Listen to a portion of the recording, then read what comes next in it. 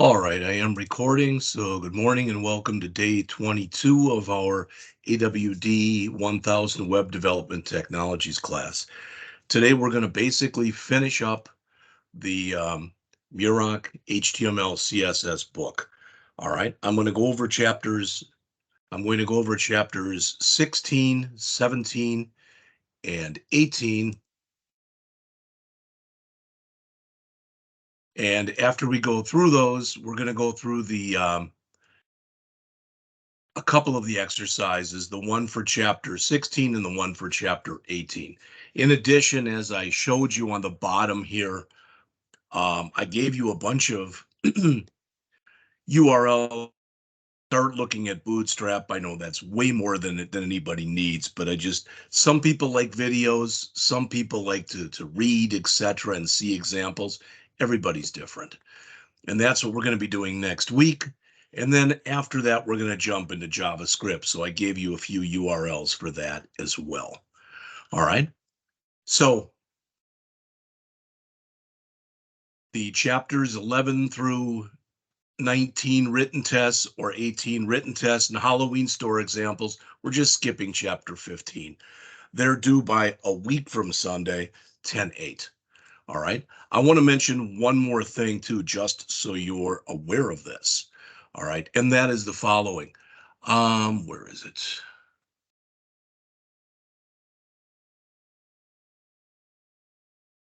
Tomorrow at the tomorrow at the Wentzville campus, there is going to be a job fair. Now, if this is your first class, you probably wouldn't want to go to this. There'll be about 50 to 60 employers there, of which probably about 10% or 5 or 6 are actually going to be looking for people with programming and or web backgrounds. All right. But that said, I have been asked by my boss, Evan Gudmested, to walk around during the job fair, introduce myself to the participants that are there, and try to get some feelings from them on what they think of the program we have at Rankin.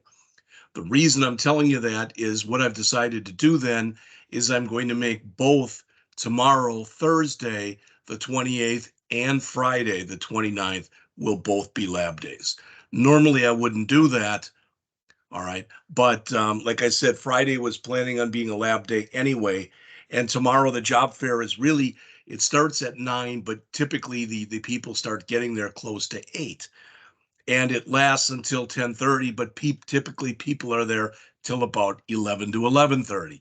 So if I'm going to be sitting there with these people from basically 8 o'clock till 11 o'clock, it makes no sense to have a class tomorrow. All right. Besides that, I did go out yesterday. I have not graded the hot number 3 yet, just so you know. But I tried to grade most of whatever everything else that people have turned in. All right. Now, if you don't agree with that, and if you say, hey, I turned this in and you didn't grade it, that's totally fine. But I'm trying to get back up to speed and getting the grades, etc., up to speed as quickly as I possibly can. All right, just so you know that. So with that said, let's go and look in the book first. And I'm on page 495, the beginning of section 4, web design, deployment, and JavaScript. All right, chapter 16 should go pretty quickly. And as it says, you learn some basic guidelines for designing a website. Okay, so most of it, again, what you're going to find by and large, I think, it's pretty intuitive. It's kind of what you think it would be. In chapter 17, I'm going to bring up a video and I'm going to try taking and putting something out on the Netlify, even though in 100% honesty, I have never used Netlify before in my life. So it's going to be interesting to see if it works or not. Finally, in chapter 18, we get our introduction to JavaScript. So that's what we're going to be doing. So you'll notice again, this is a very short chapter, less than 20 pages, and users and usability and design guidelines. All right. And I've already said this to you. Some of the material that's in here, some of this material, we've actually gone over earlier in the book. All right. They're just trying to kind of tie everything together, such as, well, it says here what users want is usability. Even more than that, they want to be able to get in and get out. That's what they want. That's what most people want in a website. Because they typically a person comes to a website rather, with a designed idea in mind. So they want to get in, they want to do whatever it is they want to do, and they want to get out. All right. So a couple of things they mention here. It says, how do users use a web page? I agree with that. They don't read a web page like you'd read a magazine or you'd read a newspaper. All right. They scroll and they scan through it because they're looking typically for a certain thing. The easier you can make it for someone to find what they're looking for, the better the chance they'll be back.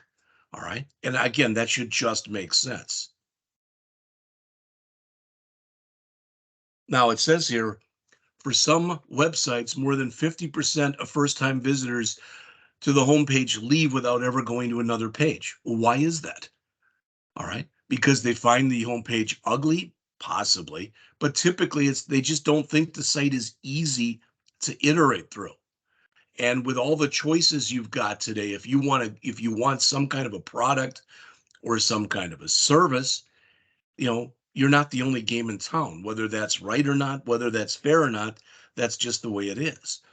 So as they web development terms, what users want and use it is usability. All right. Again, as it says, if a site is easy to use, it has a chance to be effective. If it's not easy to use, it probably won't be effective. So the bottom line on that is, even if the site is ugly, but it's easy to use, it's better than it being beautiful and being hard to use. All right. So on the next page, they're going to give you what they consider to be 3 guidelines for improving usability. First, it says you should present critical information above the fold. We'll talk about that in just a second.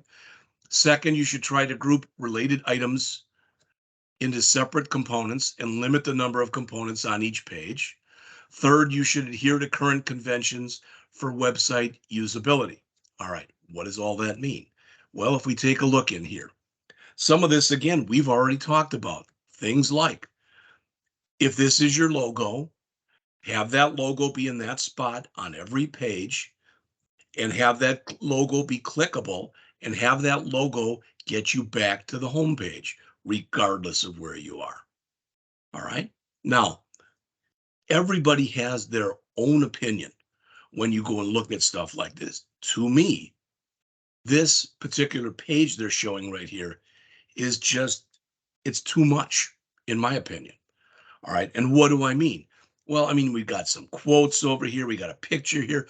We've got one thing here that looks like it could be possibly some kind of a menu. We got another thing here that looks like it could be a menu.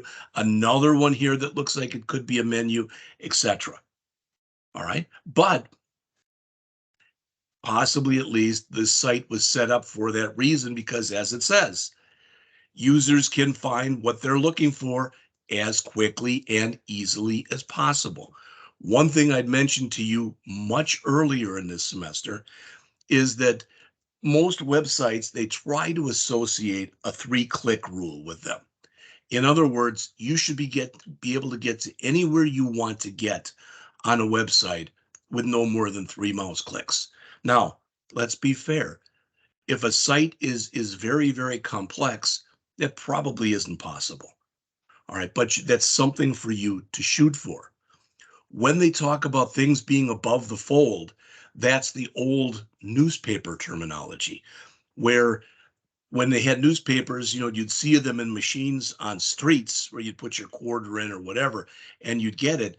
The newspaper would be folded in half. They would show you just the top half. What they mean by above the fold. All right. They're, again, when you come in here, notice they put all their featured items together. They put their quotes together, etc. So that's the other thing that we talked about, was trying to not have too many components, but trying to group together like components. All right. And again, did they succeed? Did they fail? Everyone's going to have their own opinion on this.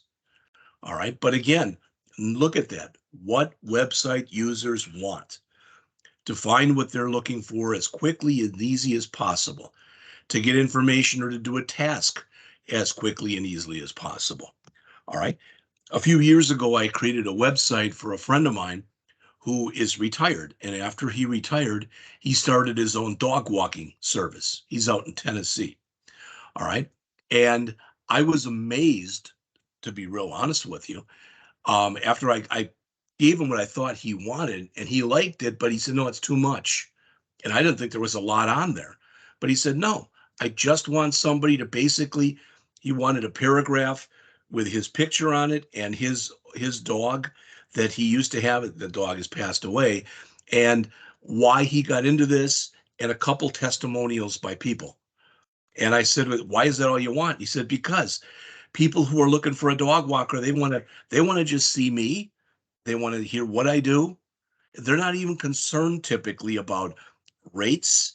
They're not concerned about anything else. They want an email address where they can contact me, and they want a phone number where they can contact me rather. And that's pretty much the same thing we're saying right here. All right. And again, I'm not going to sit and read these all to you. All right. We just mentioned above the fold and the separate components. All right. Yeah, you really should adhere to usability, which they'll talk about shortly.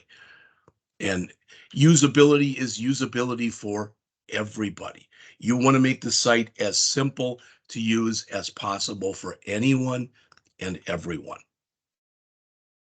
All right. So some of the conventions they mention here. All right. It says, again, some of this stuff we've already talked about. As far as, again, the logo up there, typically today you see the menu on the top type of an idea. This might be like a sub menu or something else, but I mean, look what's on here. The header, a logo, a tagline, utilities, and a nav bar. All right. The nav bar provides links that divide stuff into sections. All right. So you've typically got a drop down nav bar. And again, the more complex the site, the more you're going to have of this stuff.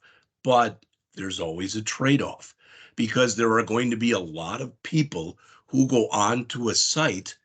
And again, if they find it too hard for them to look at and to work with, they're just going to leave. I look at my older brother, and when I watch him with his computer, he knows what he's doing, but he'll go out to a site.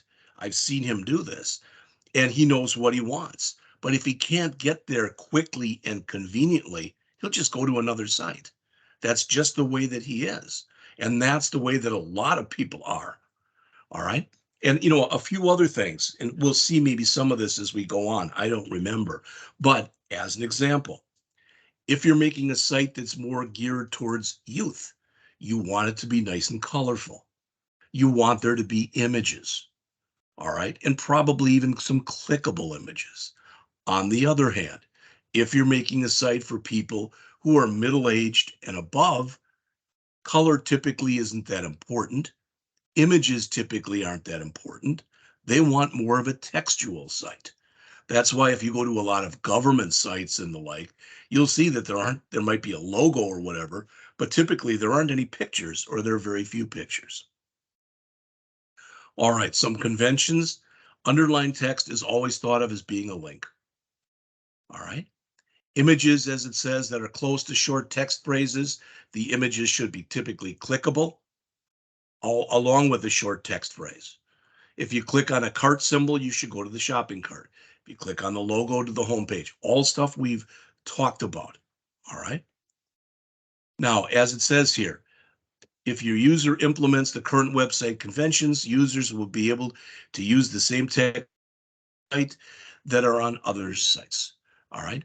It used to be, not that many years ago, probably a good 10 to or more, but not that many years ago, that, for example, when you went to a Microsoft product, all right, you wouldn't see a lot of icons on it, but you'd see a menu on the top.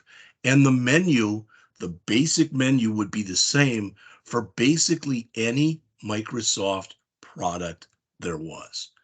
In fact, Microsoft even put out a book on how you should set up your menu site, for your site, so that it was like Microsoft's. All right. And the idea was that you could go to it and you could go to any one of their products and you would use it. Of course, they would do different things, but as far as the menu setup and the like, it would be the same. And that's kind of what they're getting to right here. All right. We've talked a little bit about mobile first design. And to be honest with you, most people do desktop design first. All right. Why? Because a lot of development that's done for websites today is done by people using a desktop or a laptop. All right. I wouldn't sit there and try to develop something, using my phone. It's not that I couldn't do it. It's just more inconvenient to do it. It's more intricate to do mobile first design, but most people, and again, if you say, well, I'm not like that, I believe you. But really and truly, most people, if you give them two tasks and there's an easy one and a hard one, I believe at least, most people will do the easy task first. All right. They're just used to doing it that way. And like I said, if you say, well, I'm not like that, fine, I believe you. But it really is a better idea when possible to design for mobile first, because that's where it's the hardest. It's where most of the work is going to take place. You're probably not going to have to do a boatload of media queries for people who are looking at your website on a laptop or on a desktop. All right. And as they say there, both approaches make sense. The idea is you're going to get to the same place both ways. All right. They talk about this. And again, this is all stuff we've talked about before. All right. So you can take a look on there.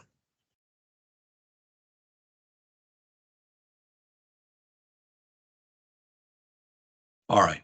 Using the home page to sell the site. Well, if you looked at what I showed you a few pages ago, they said that, I don't know if that was a survey or what, but 50% of people who had gone out to one site left and didn't go anywhere but the homepage. All right. That means one of two things. That means either they found exactly what they were looking for on the homepage, which is possible. All right. Or they were turned off for some reason by the homepage and decided not to go any further. And either one of those is a possibility. So what they're going to show you on the next page are 9 guidelines for the design of a homepage. As it says, the first one is the most important. Emphasize what's different about your site and why it's valuable from the user's point of view. In other words, why should they buy a product from you or buy a service from you or whatever it is, as opposed to doing it from someone else? All right. Now, as it says, if you're a well-known company with a successful site, that's not as important. That should make sense. But I've given you the example before. If I was to start my own sporting goods company and I wanted, call it Jeff's to compete with Dick's, and I wanted people to know why they should be coming to Jeff's Sporting Goods, then it would be important for me to sell it. All right. Now, as it says, most of these other guidelines that are in here are fairly self-explanatory. So if we take a quick look right here, all right, what does your site offer? Emphasize the high priority tasks.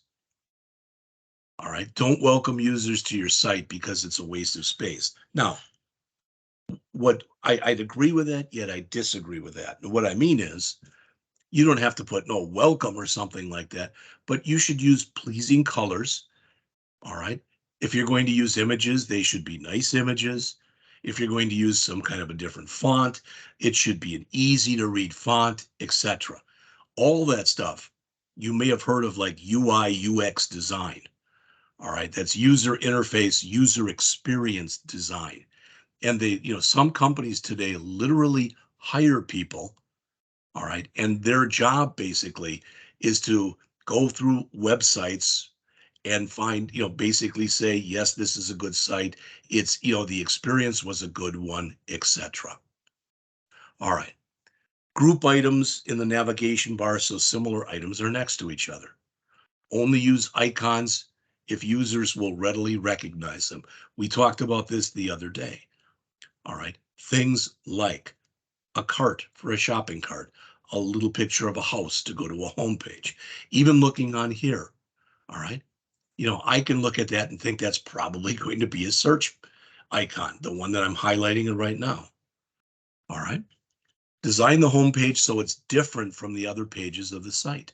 Again, with some people, this is, there was an old Head and Shoulders commercial years ago that I always remembered, and it said on there, you never get a second chance to make a first impression. And that's pretty much what your homepage is. That's your first impression. All right. Don't include an active link to the homepage on the homepage. All right. All right. It says code the title element from the homepage as the organization name. Yeah, there's some other stuff in here.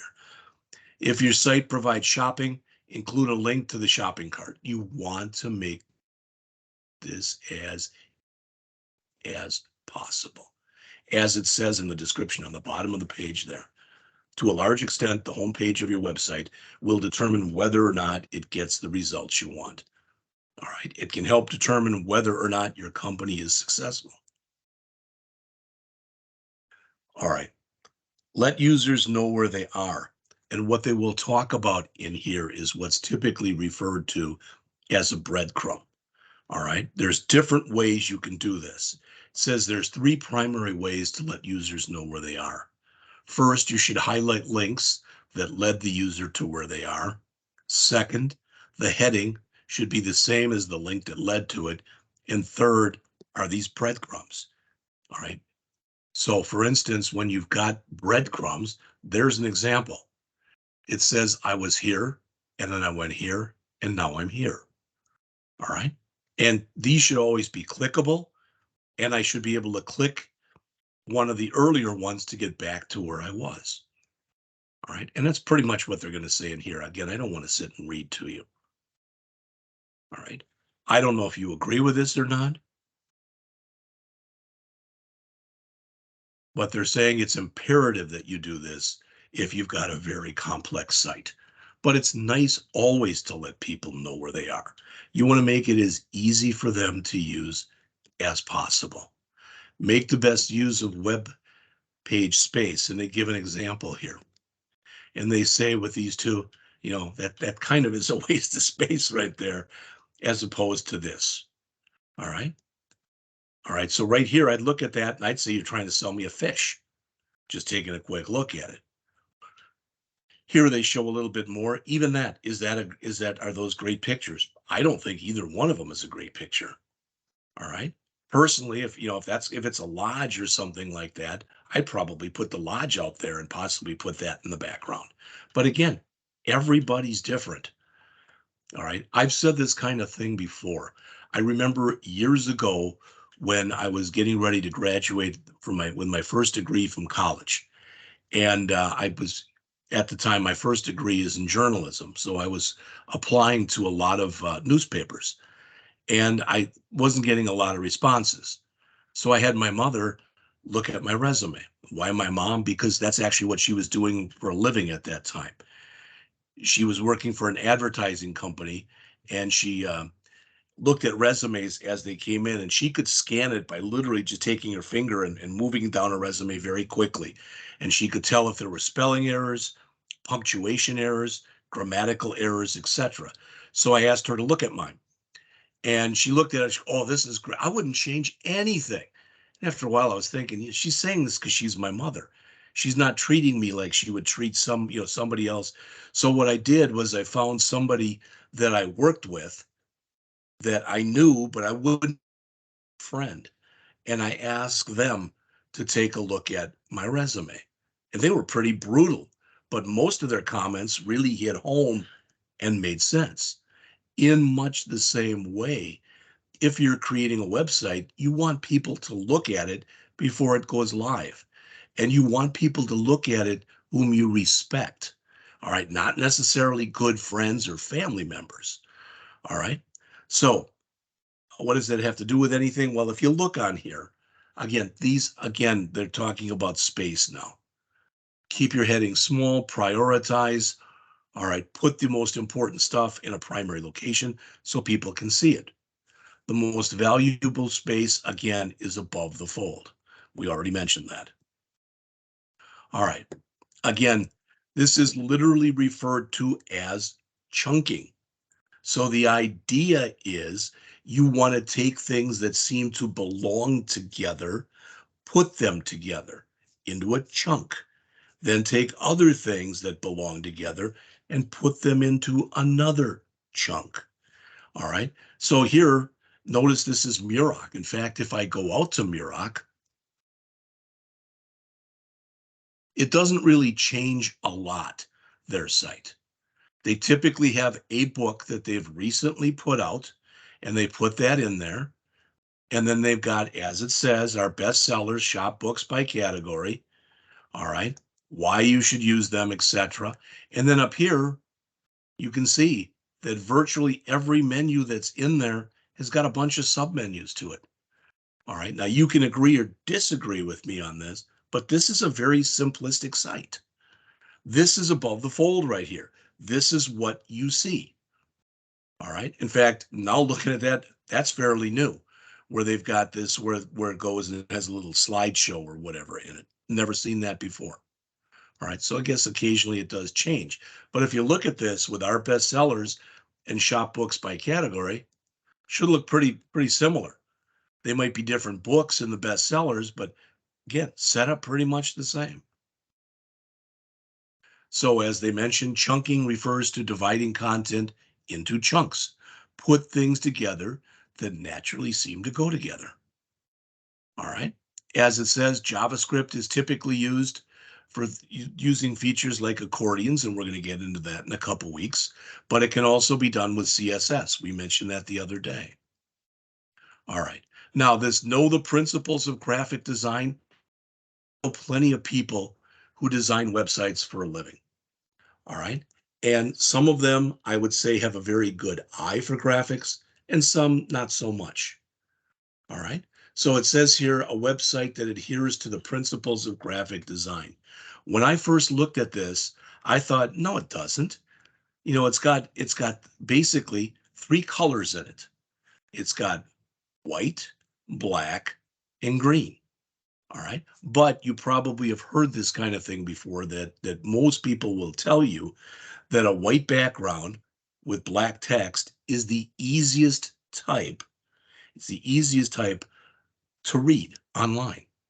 All right. And they've got their stuff, their logo, and the LL Bean is in green, and they've got some pictures in here. But it goes further than that, and you can see the stuff in here. Related items should line up with each other. Related items should be close together.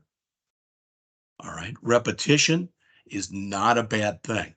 Now, you don't want every page to look the same, but we've already talked a little bit about repetition. Even something like putting your logo in the upper left-hand corner of every page, having the navigation bar in the same place on each page, etc. All right. All right. A couple typographical guidelines here. All right. The second one is a big one. Limit line length of text to 65 characters. Most people will tell you that on a lot of smaller machines, that not maybe a phone, but like a tablet or whatever, that really you've got about 85 characters, but you want a little bit of white space. You don't want to jam everything towards the end, one end or the other. Don't center text. Titles, yeah, maybe. All right. Don't justify text. You end up wasting a lot of space when you do that. All right. Don't reverse type for text. All right. It's funny. I used to teach a class where we would talk about resume writing. And there's a book that's come out probably for the last 40 years, maybe, but it's called What Color is Your Parachute? And it's designed to help people write the perfect resume.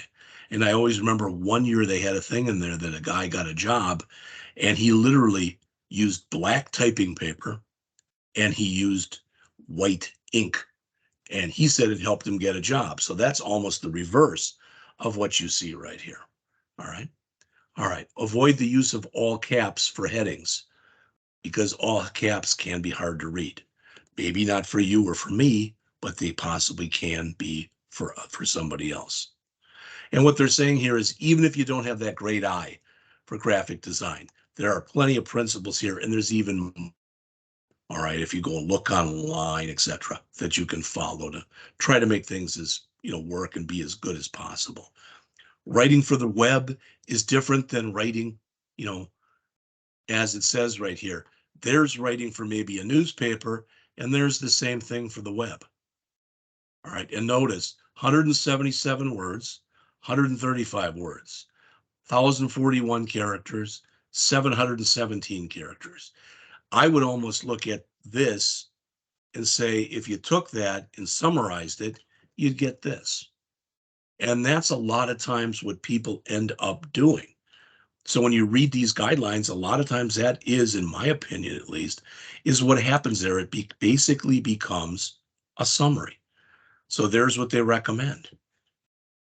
Okay. Most important information first. Headings and subheadings. One thing that we've talked about is the idea that in an ideal world, at least, every web page will have only one H1 tag in it. All right. Bulleted lists are kind of nice things. Tables, we just talked about the other day, only for tabular information. All right. And again, you've seen this throughout. Web users skim and scan. They don't read like book readers do. You have to change the way you think about writing. All right. It says the writing in the first example is bad enough. And then it says the typography makes it even worse. So not only does it look bad, the color really doesn't add anything to it there, but the font type itself is just kind of blah. All right. As opposed to this. All right. And that's it for the chapter. Okay. Not a whole lot in there, not a whole lot of new stuff in there. So I'm just going to jump right into chapter 17, how to deploy a site. Again, notice about 10 pages. All right. So how to transfer files to and from an internet server and how to start your own website. Years ago, and it really wasn't that long ago, up until about 2 or 3 years ago, we had a server at the Rankin St. Louis campus. All right. It was basically when this program started, it wasn't called AWD, application and website or web tech, not application and web, as it is now, it was called IWT. And IWT stood for Internet Web Technology. Reason I'm telling you that is they named the server the IWT server at the St. Louis campus. And then what we would have people do every semester is when you had to create your electronic portfolio, I would show people how to use it. It wasn't hard to do, but we used a thing called FileZilla, which was a file transfer protocol program that would take the information that you had, all right, on your machine and transfer it over to that server. Why? Because once it was on that server, anyone could look at it as long as you gave them the address to it. Well, that's kind of the same thing we're talking about doing here. Now, there are plenty of sites, there are plenty of companies that allow you to do a lot of this stuff. One of the ones is Netlify. So netlify.com, we go out here and there it is. There's some kind of neat things about this. All right. First of all, you can go and set up a thing for free. All right. That's kind of nice. All right. You don't even really, supposedly, you don't have to sign up. I am going to sign up unless they ask me to do something with a credit card, and then I'm going to get the heck out. But I believe you can actually deploy one here for free without an account. All right. Now, how do I know that? I went out and Googled and I watched, it's about 12 or 13 minutes long. There's a guy that I've watched a lot of his videos in the past, and his name is Kevin Powell. All right. And he's got a thing on Netlify. It's 1320. I thought of even showing it today, but I'm not going to. All right. So if you just put in Kevin Powell Netlify, how to set your site for free with version control, staging, and more using Netlify. And really, I've only gone through probably the first half of this because there's stuff in there that we really don't need to do in here. All right. And they're talking about what I mean is they talk about stuff like if you've got multiple people working on a site, etc., which we don't have. All right. So, like I said, 10 or 11 pages, we'll do this. And then I'm going to see if I can get it to work. If I can, great. And if I can't, well, then I can't. All right. So, as it says, how to transfer files to and from an internet server. You use a file transfer protocol or an FTP site to do this. Now, I believe at least I still have FileZilla on my machine. There it is. All right. Probably looks confusing. All right. I don't need to install a new version. All right. What you have over here, typically you set it up, let's suppose I had a website on here. So I had a folder with a bunch of HTML files, a bunch of CSS files, some images, maybe some JavaScript, etc. So I have that right there. Then over here, once you log in, so this is what we used to do. I used to come over here and type in IWT for the Rankin server. Then my username, which was JP Scott. All right.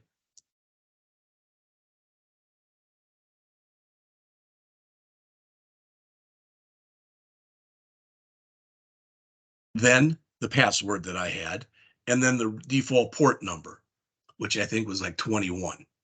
And then as soon as I click Quick Connect, what it would show me over here was everything that was on the Rankin server. And literally, if I wanted to take something here and copy it over, so let's say that this was my website here, I would literally take that and drag it over to here. And once I did that, it would come up and there would be, it would come up with a little sub menu. And one of the things on there would say upload. That was it. All right. And you do that. And then once you did it, you would basically you would have an address associated with it.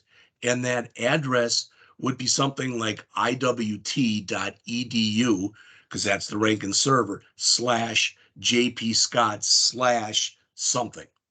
And I could give that to anybody and then they could look at it.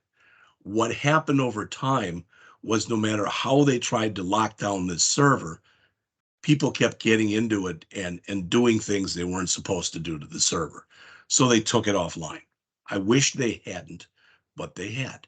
Now, I've already mentioned to you that in just a few minutes, I'm going to try to take and see if I can put something out there to Netlify. Whether I can or whether I can't, one of the things that we have to do soon, one of the things we have to do soon is I'm going to go over with you, all right, what you have to do for this electronic portfolio. Then I'm going to show you a product called MobiRise, all right, and literally it's drag and drop. You can literally build a portfolio, maybe a cheesy one, but you can build one in about 5 minutes. And then I will show you how you can take that portfolio and put it on your own machine, but put it in there under what's called GitHub Pages. And once you put it under GitHub Pages, it's not like what we've been doing where you make stuff public and private. Once you put it under GitHub Pages, you'll get a URL associated with it. Then anybody can go and look at it. All right. So we're going to do all that in the time to come, so to speak. All right. So with FileZilla, then it's probably going to look, yeah, I was going to say it's going to look very similar. Okay. I was not hooked up over here to any server. That's why it was empty over here. When you take it and drag it, again, one of the things that comes up is upload. When you upload, you are going from your machine to a server. When you download, you are going from a server to your machine. All right. Why is that important? Because with most people, you can do a lot. It's a lot easier for you to go in and download than it is for you to upload. All right. Because most things, if there's something out on a server that's in the public domain that anybody can look at, they'll make it possible then for just about anyone to download that information and download it from a server to a local machine. On the other hand, if you're going to go and upload something, typically you need to set up an account, you need to log in, etc. And the reason for that is in case there'd be a problem with it, they want to know who could be responsible for that problem. All right. And again, if you say, well, that just makes sense. Yes, it does. All right. So I didn't give you all of it here, but I showed you pretty much if you were to go in and use FileZilla, what happens. And I just mentioned uploading and downloading to you. All right. How to test a web page that's been uploaded to an internet server? Well, again, once you do that, all right, so here they're testing they're testing their own page here on Muroc. But the key thing is when you're testing, you want to look at that site using a lot of browsers, a lot of different versions of different browsers, and you want to look at it using different medium. In other words, a desktop, a laptop, a tablet, a phone, different kinds of tablets. You know, there's an iPad and an iPad mini, etc. All right. So, and again, these are suggestions. It says use Chrome to go to your home page, navigate to every new page for every route. What you don't want to ever have on a site are what are referred to as broken links. All right. So maybe you put a wrong address down for your image or something like that. It just looks unprofessional. One time, if it happens, people might be able to, okay. But if it happens twice, they're like, this site stinks. And they're liable to just leave. All right. So again, test all the links, test it on other browsers, test it with different kinds of machines. All right. Now, again, they're using Chrome here. Yeah, that's a great place to start. Okay. But I also want to test mine on different, there's all sorts of different browsers out there. As it says, always before you upload, test it on your own machine. All right. In fact, what a lot of places do is before they let a site go live, they might sit there and where the live site is, they may make a folder underneath that that's called test. All right. And the site isn't live yet, but people who know about it, can go out there and look at it. That's a good way for you to test it. And it's a good way for you to, grab a select group of people, have them look at it. All right. And again, there are people that make their living as user experience designers. All right. To try to come in and make sure that using the site is as good of an experience as possible. All right. So it says here how to start your own website. Well, I mean, one thing about this is what's going to happen here when I show you how to use GitHub Pages, for example, or if we can get this Netlify thing to even work, all right, is you have some control over what it's called, but they're talking here about a web host. Typically, what you're going to want to do is get your own domain. Now, I had a student a few years ago. He's actually graduated probably about 3 or 4 years ago. He's now a Java programmer. I want to see if his site is still out there. His name is Luke Gosnell. And I'm going to go out to lukegosnell.com. And that's Luke. All right. It's actually changed since the last time I went out there. All right. But the point is, he was smart enough to do this. He actually went and set up this site in its original format before he even graduated. Now, it's one thing for you to sit there and and say, hey, here's an address out on GitHub Pages, and you can take a look at it, etc. It's another thing to have your own website where you bought your own domain. Now, this is not free, okay? And typically, and here, and it depends on who your provider is, but typically you're saying it costs probably maybe $15 to $20 a month, all right? And is that worth it? That's something only you can decide. But if you look here, what does he have? Here are websites that he created, all right? He did this project for me, all right? Additional projects. So notice you can go down and you can take a look in here. Accomplishments. So different things that he has done. All right. Certifications that he has gotten since he's been out. All right. His resume and a way to contact him. So really the stuff that's in here is very similar to the way you've been asked to create your electronic portfolio. He's put it into an actual website.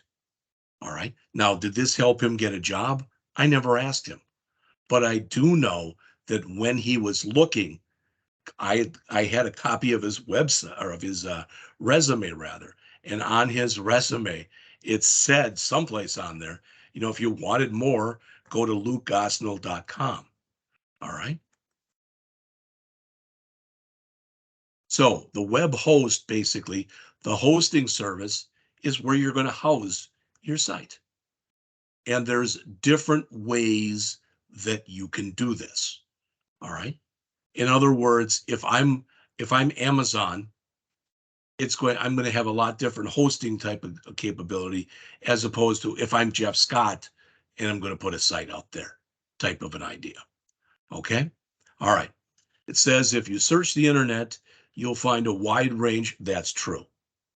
All right. If you already pay an internet service provider, they may provide free hosting. All right. You can always check. Now, I've used this company before. I've used Bluehost. In fact, my friend Tom, who had the dog site, all right, he used Bluehost. Now, I'm not going to lie to you. He didn't like them. And the main reason he didn't like them is whenever he had an issue, he'd have to call me because he's not a computer guy. All right. And after a while, it just became too big of a pain for him. So he switched to somebody else. All right. But, you know, they can do a lot of stuff for you. They can set up the site for you. They can check the domain name. All right. So how do you even check a domain name? Well, one way that sometimes people do this, as an example, I'm going to come in here and type in jeffscott.com. All right. And you notice this is not me, just so you know, this is not me. But it says this website is under development. What does that mean? That means that this domain name is not available. All right. Somebody already has it. Now, sometimes what people do is they do what's called cyber squat. So they buy a domain name and they keep it unless you want to buy it from them. All right. That type of an idea. All right. And in fact, this was not a really well-known story, but this was back in 2016. I just found it interesting. Okay. I'm not going to say anything about politics, but I found the story interesting. And that is Jeb Bush, who was running for president at the time, his domain name expired. In other words, they didn't pay their provider to keep it up. Well, Donald Trump bought the name, bought the domain name, and for a while at least, when you went out to jebbush.com, it pushed you out to Donald Trump's site. All right, which you don't hear about stuff often, but it can. So a good way to do this is to just, if you're going to use your name. Now, if I wanted to, I could put in my full name, jeffreypscott.com. All right. And if I do that and it comes back, well, that isn't me either. All right. But it did come back with something. There I am right there. All right. But the point is, I don't think looking at this, that's LinkedIn. All right. So what I'm telling you is no, that I would guess Jeffrey P. Scott is probably available. All right.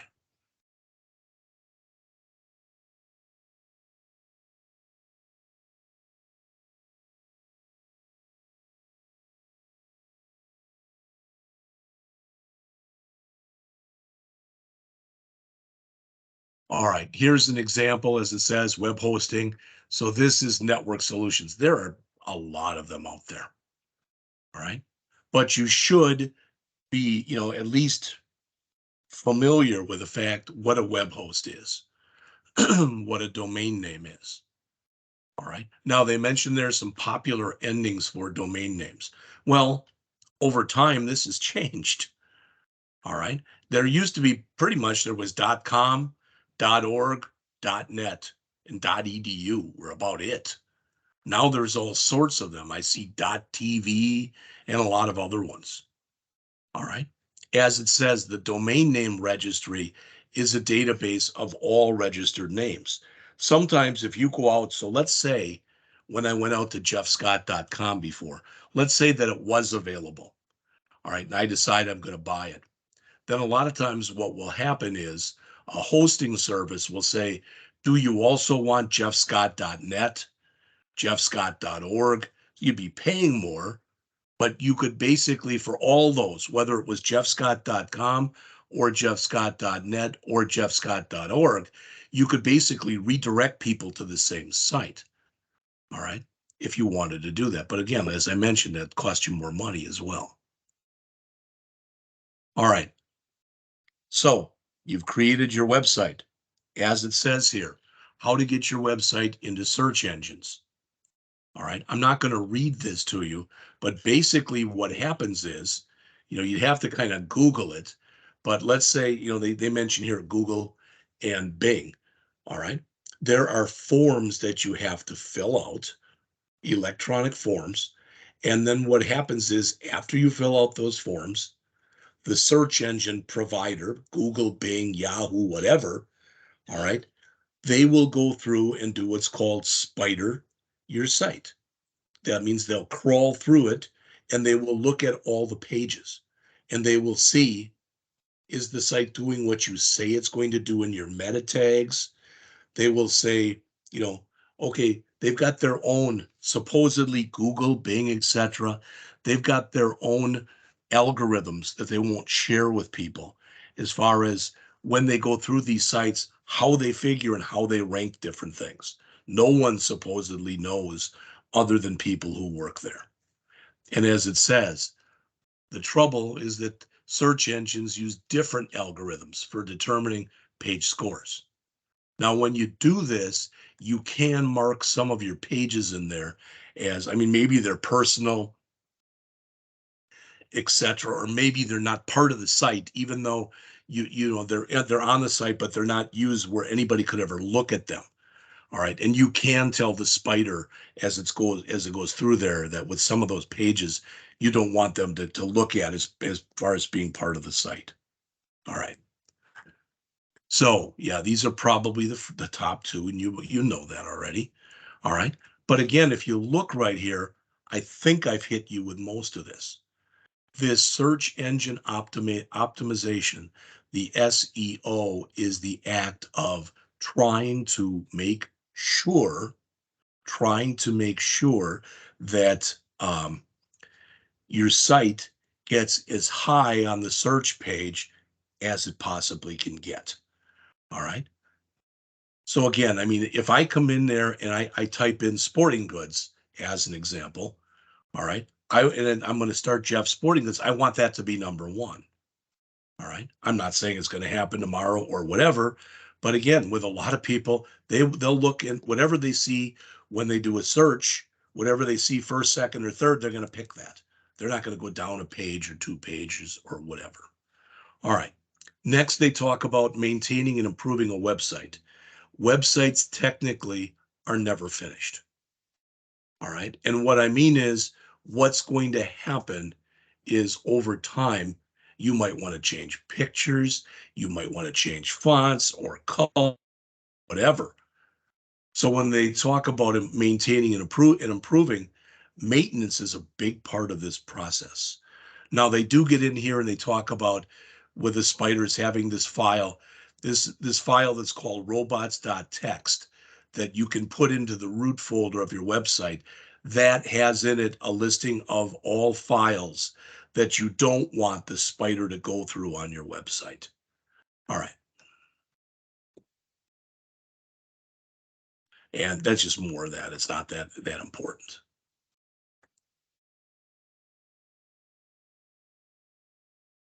All right, so that's that one. So what I'm going to do is we're going to take a break right now. It is 9 o'clock. We're going to take till 9:15. And what I'm going to do, all right, you don't have to, you can take your break and do whatever you normally do.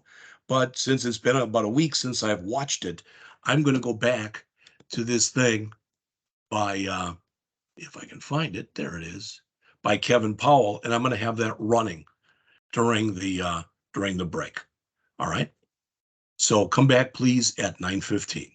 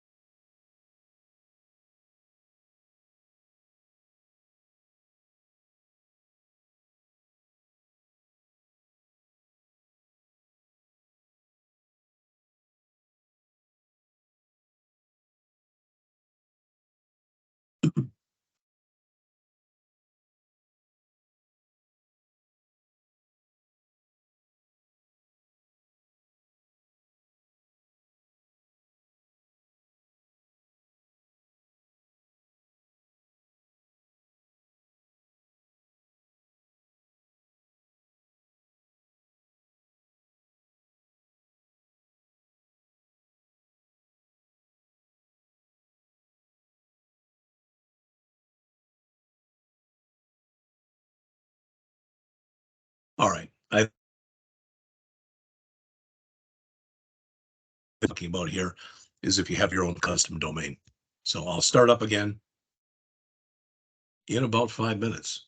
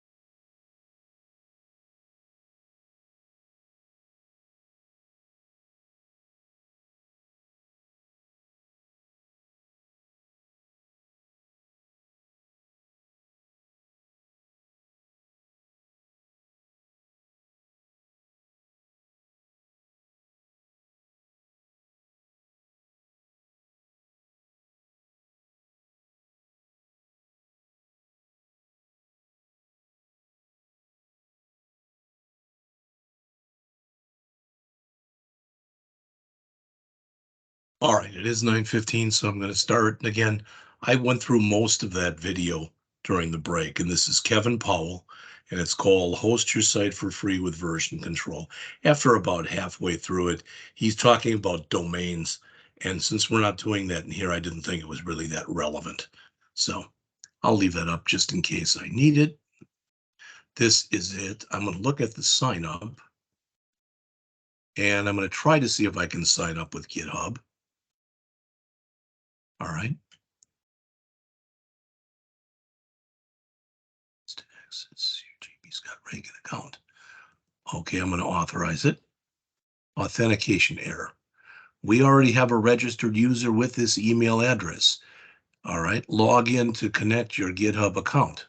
Okay, which says that possibly I was on this site, but it was a couple of years ago. I didn't think I'd ever had set up an account, but let's see. So I would have to log in. Now this is, I don't know if it'll let me log in with GitHub. All right, if I'm going to get the same error on that, this is fantastic.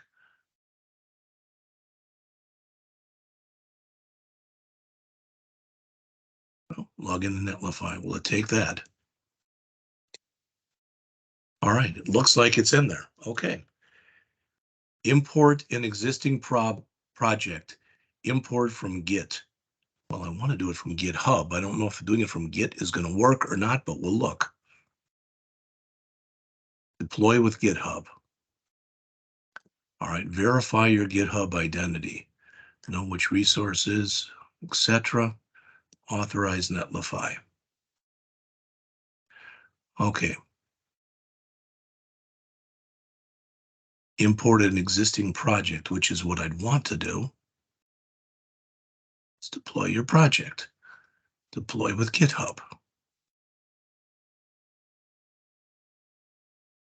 And what I did was I went back to the one that's called Rankin AWD, which is the one that we made a while ago that used Flexbox. It says authorized, but it's not doing anything.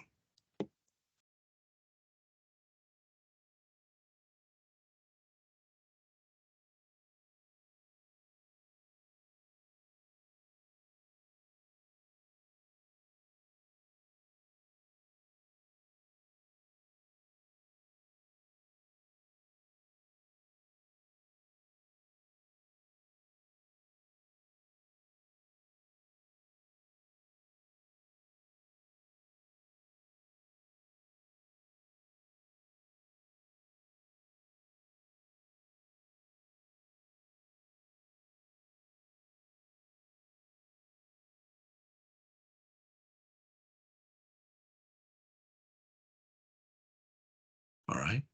Okay, so install Netlify. Where do you want to install Netlify? All repositories should be okay. All right. Now let's deploy your project.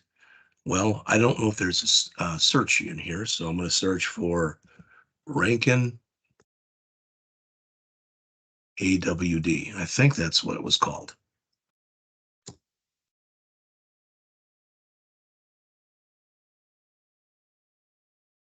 That doesn't look good, but let's see. There it is. Okay. Master, build settings, base directory. I don't think I have to set up any of this. The directory where Netlify installs dependencies and runs your build command. I didn't think I had to do any of this. So I'm going to try to deploy it.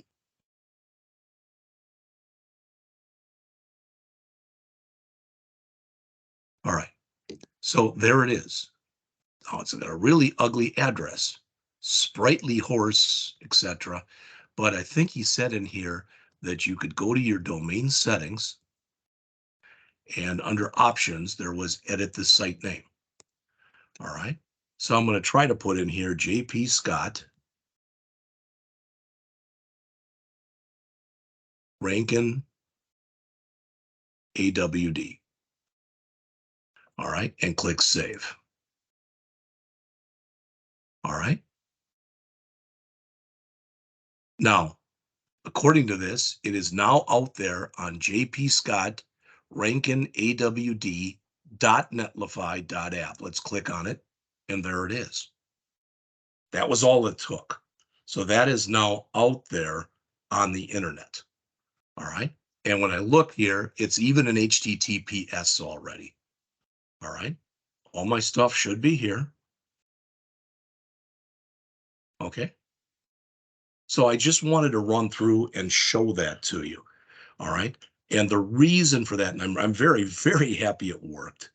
But with some people in the past, when we have run through using pages, which we'll do later on in the semester, they've had nothing but problems with it. I should have done this earlier, all right, with those students, and I did not. All right. So jumping back then, we just finished this chapter, and all that's left is chapter 18. All right, how to use JavaScript to enhance your web pages. Before we do that, I'm going to go and do the work for chapter 16. All right, for the Halloween example. It's kind of hokey, and it's really not a lot of code. It's maybe 20 or 30 lines. All right, but I'm going to show you what to do. And that is, so the first thing I'm going to do here is I'm going to come into my homework, and I've already done this. I already went in, and I'm not doing chapter 15. I copied 14 to 16. So this is the one I'm working with because that's chapter 16.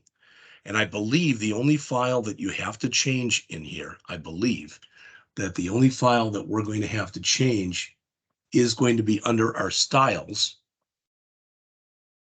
and it's product.css. All right, so let me open this up with code. All right, and under styles, I'm going to find product.css. There it is. I'm going to close this, and I'm going to jump all the way down to my section. I'm not going to check any of this stuff. We're not changing any of that. So I'm going to jump all the way down to the section here. The width is okay. The float and the padding are okay. The H1 is okay. All right. The only thing that I want to change in here is I want to make some additions to this image. All right. Then I'm going to have to go in and put in a couple things that are called keyframes. And don't worry about it. We'll talk about what it is in just a moment. But other than the float left on here, I want to add two other lines. All right. What we're supposed to do with this, and you'll see it in just a moment, is when we click on that thing for the deranged cat, it's going to look like it's kind of moving in and out, in and out, in and out type of thing. That's what they wanted us to do in here. So I'm going to say minus WebKit, minus animation, colon, move down 0.5, so over half a second. All right, ease in, out, and you'll see that in action in just a minute. 6, alternate. All right, that's just the timing, etc., that it's going to do. All right, so we've got that float left, and then this, and then we say animation, move down. It's almost repeated. Move down 0.5 S. Again, ease in, out, 6, alternate. All right. So why are there two in here? One of these is WebKit animation. All right. So it's a little different for WebKit. This is the one that should at least eventually work for every browser there is line 123. All right. So after that, and I don't know if I need this section thing here for P, but after that, so you can see these two lines are what I put in under section image right there, if you want to copy them or whatever. And after this, I'm literally going to add what, 1, 2, 3, 4, 5, 6, 7, 8, 9, 10, 11, 12, about 15 lines. All right. And we'll put it right here. So I'll put it right below this.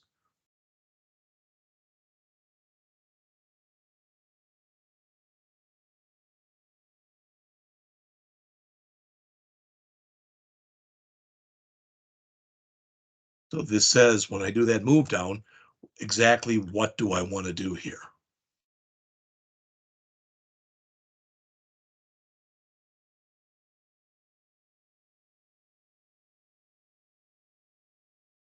And it's saying to move from the top of the page, which is margin top 0, and where do I want to move to? So that's from, and to basically says I want to move down 100 pixels.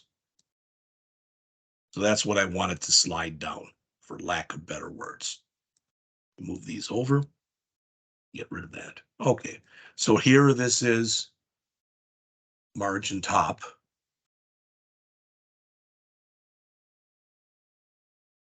100 pixels. All right. So that is the, and I think it needs a minus here. Okay. So @ minus WebKit minus keyframes move down. Then this whole thing is in curly braces. And I've got a from, where it's going from, and a to, where it's going to. Now, I don't like the fact that it's right here. It says always define standard rules, keyframes. That's going to go below it. And basically what I'm going to do is almost copy the exact thing. So I'm going to grab this right now. I'm going to grab everything that's here, and I'm going to copy it to the clipboard, and I'm going to paste it right below. Now I'm going to make some changes. All right, such as I need an @ here to start. So @keyframes move down from margin top 0, and I'm also going to give it a width here of 150 pixels. And then when I do the to, I'm also going to give it a width, and I'm going to double it to 300 pixels. That's everything. That's literally everything we should have to do for this. So everything is in the CSS. We came in at first, we put our WebKit animation in here, and then we put our non-WebKit animation in here. Then we set it up for our move down with our WebKit. Then for our non-WebKit, all right, I'm going to see if it works. You'll know as soon as I do whether or not this works. So I'm going to go back down, and I'm going to literally, all right, let's see, this is 16. Let's just run it. I'm going to run it from the index here. Now watch what happens when I click the deranged cat. Okay, that was it. That was literally all of it right there. All right, you want to see it again? I can refresh the page. All right, that's what they had you do. Now, I don't know why they had you do that, but that's what they had you do. All right. So that literally was everything that we had to do for chapter 16. So I've given you all of that code again. It's all in the product.css file. Okay. All right. So with that, I'm going to jump right into the last chapter of the book.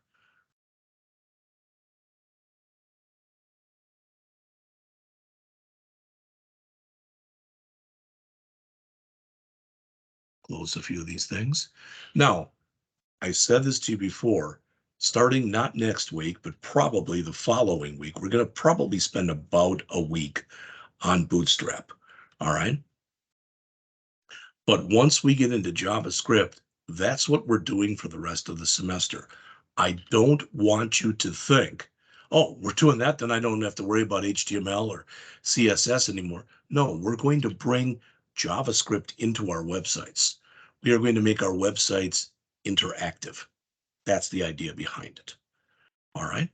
Okay, we're going to probably, when we do this, we'll probably start with something very simple and move up. So this chapter is just to start to get you on the road to JavaScript. All right. Now, this is a little bit of a misnomer, what the author says. Says to start, you learn the concepts and terms you need to understand JavaScript. True. Then you'll learn how to do some simple JavaScript coding. True. It says next you'll learn how jQuery makes it easier to get the results you want.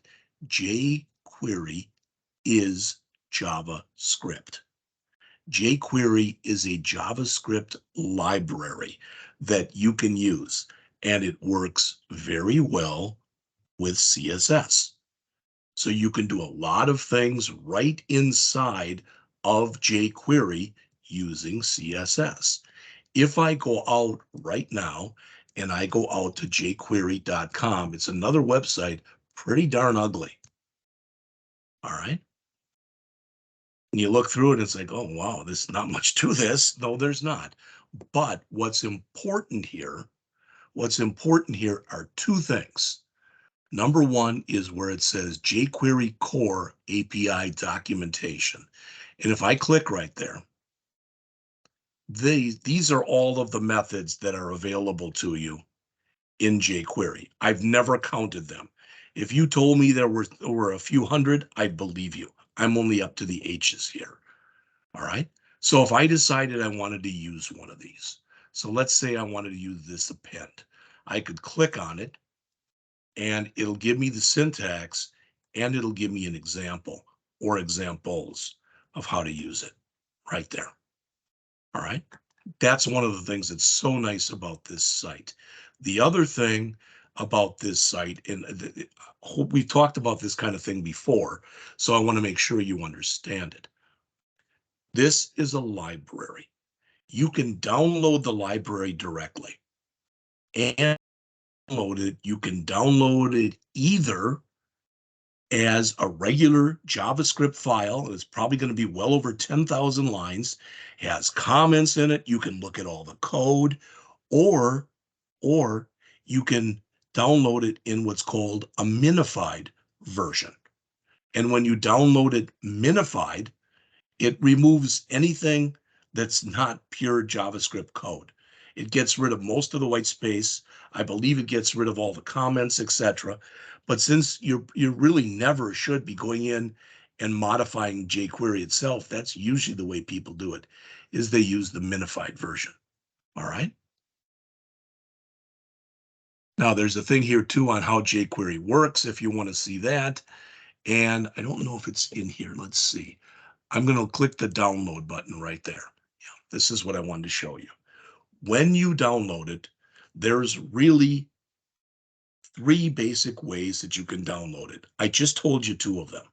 So one way is you download jQuery itself and you download the non-minified version. All right, the uncompressed version. So as an example, this is what it'll look like. And you can see how big it is. This is several thousand lines long, but you can look at all of it. All right. But if you're never going to change it, it really doesn't make a lot of sense to download the uncompressed version. Rather, you would typically download the production version, which is compressed. Now you look at that and you go, well, that doesn't make a lot of sense either. But it's the same file that you just saw, but all of the unnecessary white space and virtually all of the comments have been removed. There might be a few comments here and there. Now, that's two of the ways. The other way that you can download it is you can use, all right, what's called a CDN that we've looked at before, a content delivery network. Yes, you can use it through using NPM also, and NPM is something we go through in the AWD1111 class. But if I go down here and I keep going, there's CDNs. So notice there's a bunch of them.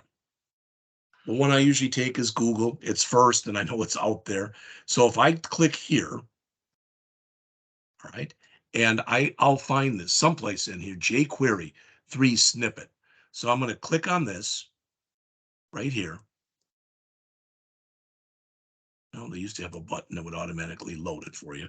But if I do this, Control C, all right, then what I can do is I can put that, I can go and I can put that into my program. And when I put it into my program, I put this above any JavaScript of my own.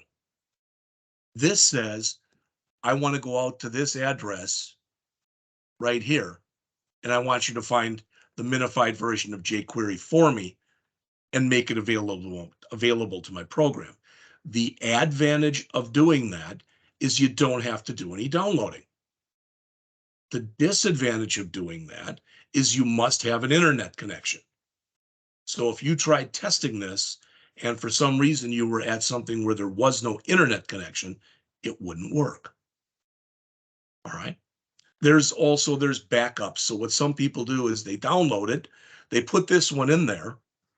All right. But you can actually put it in, and I'm not going to go through that in here, but you can put it in with some code that says use this. But if you don't find an internet connection, then go and grab my version of it. All right. So you can get that version right from here. Or as I'd shown you in a previous class, you can go out to cdnjs.com and I can come in here and I can type in jQuery and I can grab it that way as well. So if I grab this, I'm going to grab copy script tag. All right. Because I want to see these should be either identical or darn close to being identical. All right. Now, when you look here, it's Cloudflare. It's getting it from a different place, but Ajax libs jQuery 3.71 here. The advantage of doing it here is you'll see, and you can hit enter here, integrity equals, and it's got this big long thing in here. And then it says cross origin equal. And again, it's got this big long thing in here. This one doesn't have that. This one does. So what's the advantage? Supposedly, by you having this integrity and cross origin, it does a little bit of checking when you bring it in to make sure that the file you have has not been corrupted at all. I mean, I've used them both and never had a problem with either one of them, but I'm just showing you that. Okay. All right. So let's jump into the chapter. We'll go through the chapter. I'll go till it looks like it's 9:37. I'll go till about 10:10 or so, 10:15. We'll take one more break, and then we will come back and we will finish this up. All right. So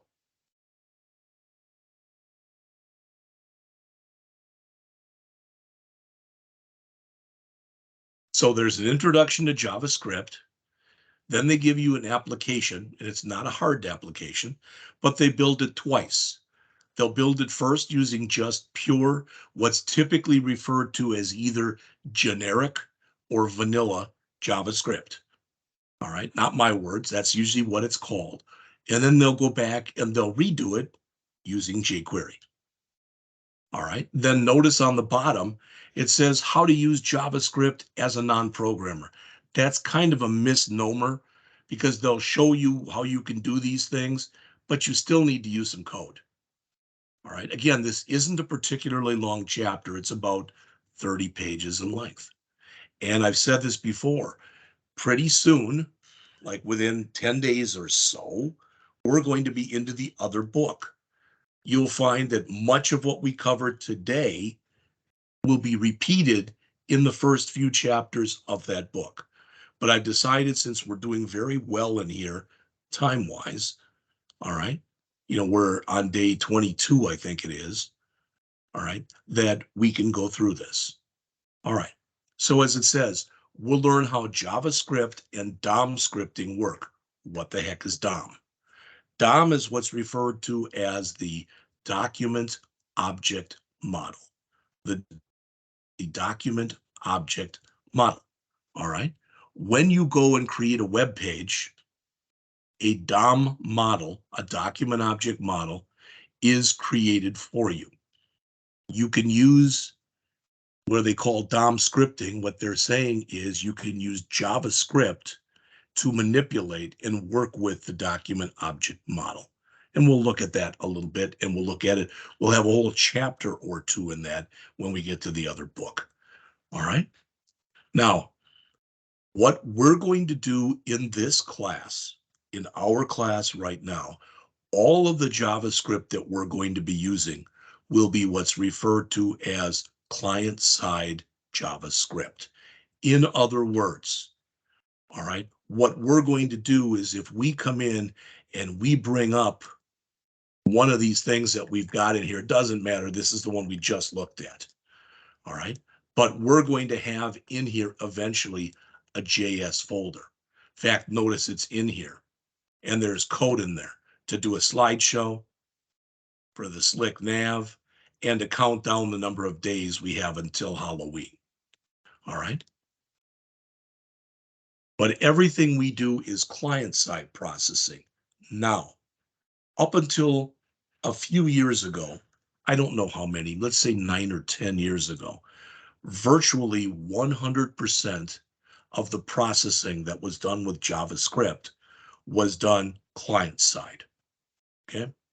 Now, in the last 10 years or so, you can also use JavaScript on the server side.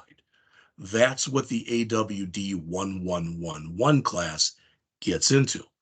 The advantage of doing that is you're using the same programming language for both the client side and the server side. Previous to that, you had to use a different language. For example, PHP or ASP.NET or something else, but you had to have two different languages. So typically you had two different groups of programmers.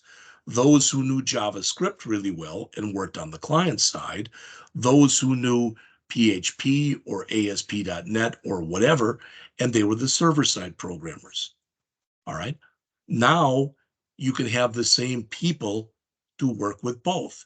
And in fact, one of the things we try to do here at Rankin is to make you what's referred to typically as full stack developers, which means that you can do things on the client side and you can do things on the server side.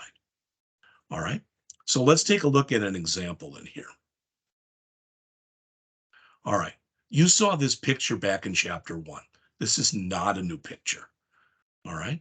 So it says how JavaScript fits into the client-server architecture. You saw this before where HTTP request goes out to a web server. It could possibly go to another server or not. Here it's not. But now rather than just returning HTML, it's also returning JavaScript. When you write JavaScript, and we did talk about this in an earlier class, when you write JavaScript, you can write it directly inside of your HTML. That's what they show here. That's not recommended for the same reason that you shouldn't really write CSS directly inside of your HTML, because you should have what's referred to typically as a separation of concerns. In other words, your CSS should be in CSS files, your JavaScript should be in JS files, your HTML should be in HTML files. All right. Well, what are they doing here?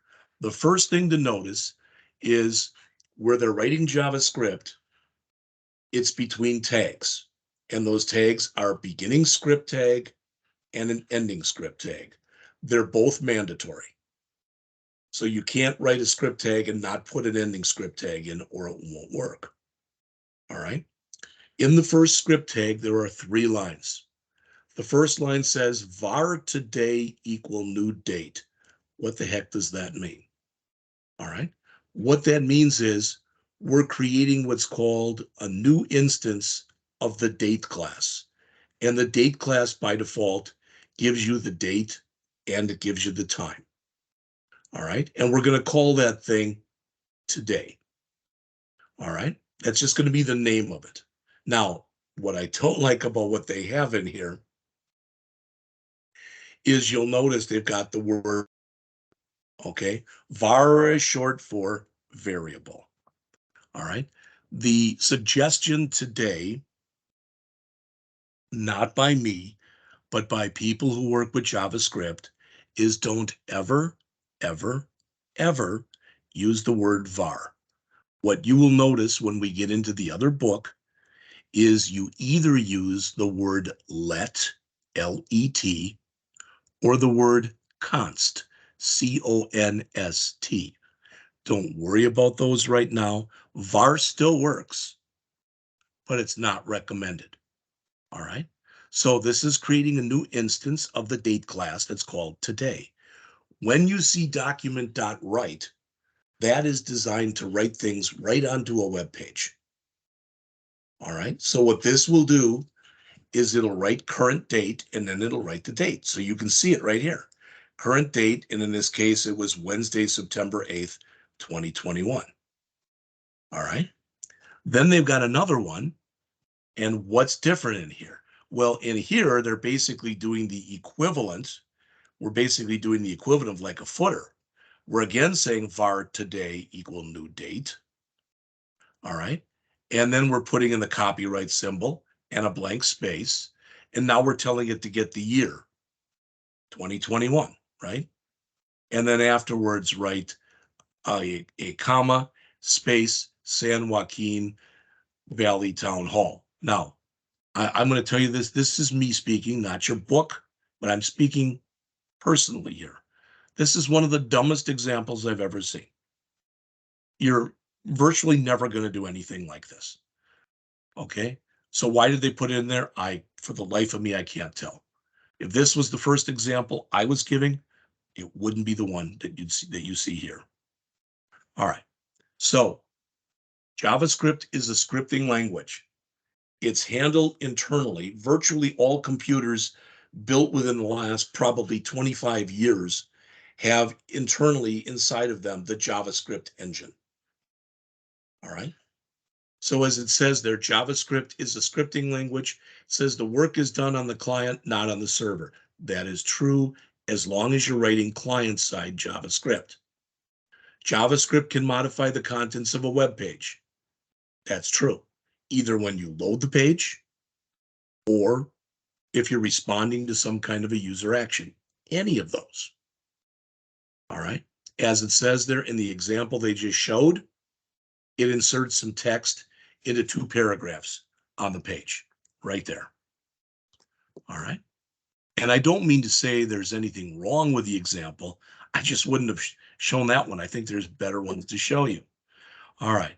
Next, just as there are 3 different ways for you to put CSS into a document, and that is you can put it in externally in its own .css file, or you can put it in on a page between style tags, or what we did almost not at all is you can actually style an element. You can do the same kind of thing with JavaScript. All right. And what I mean is you can either take JavaScript and put it in an external file, which is what's recommended, or you can put it at the top of your program. Usually that's where it goes. All right. And not in between style tags, but in between script tags, or you can put in script tags as you need them right in your code, like they did in that first example. All right. So let's look at examples of each. Here, they're including an external JavaScript file. Okay. Now, one of the things I've been trying to tell you, and I do like the fact that Muroc does this, is, we've had, if I go and close everything basically that's here, all right, and I open it back up again, all right, and I'm going to close this, I'm going to close this, and that's good. But you'll notice I usually name my folder for my styles. I name it CSS and put a styles.css in there.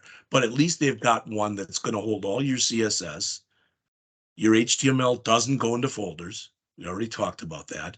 But your JavaScript is in a folder called JS. And your images, of course, in a folder called images. All right. And that's what we should do. That's what I want you to do. That's what they're showing here in the example. But I would have had, for example, here, JS/setDate.js, because I would have put the JavaScript file into its own folder. All right. But as they say right there, you must say source equal, and then in double quotes, you must let it know where that JavaScript file is living. There is no alt tag with JavaScript. All right. Now that type thing, you'll sometimes see older versions in here where they have source equal like this, then they'll put in something like type equal text / JavaScript. Today it defaults to that. You can put it in. It doesn't hurt anything, but you almost never see it in there anymore. All right, because it's considered almost redundant because that's the default. All right, so here, notice they're putting script tags, but they're putting the JavaScript right inside of the actual page itself. All right. Now, some people argue and they say, well, if I've got a website and I've only got one page that's got JavaScript in it, I might as well just put it on that page. You can make that argument. All right. But the way I was taught was this separation of concerns idea that I mentioned to you earlier. Always put it in an external file. All right. So in this case, they're putting it right inside of the HTML document itself. All right. Now, I want to go over this description because it's important. It says if you have more than one script element, you can do that. You can either include more than one external file, or you can have more than one script thing up in your head, or you can have it like they just showed in that example that I said wasn't a good example. But they are executed in the order they appear in the document, from top to bottom. All right. And as it says there, if a script element in the head includes an external JavaScript file, the file runs as though it was coded in the script element. So to the program itself, there's no difference between using an external file and not using one. All right. If a script element is coded in the body, it is replaced by the output of the code. What does that mean? Well, going back to that crummy example that we just looked at a few pages ago, that means that when we looked at this, all right, yeah, you put the code there, but what's going to show on the screen is just this, just the output of it. All right.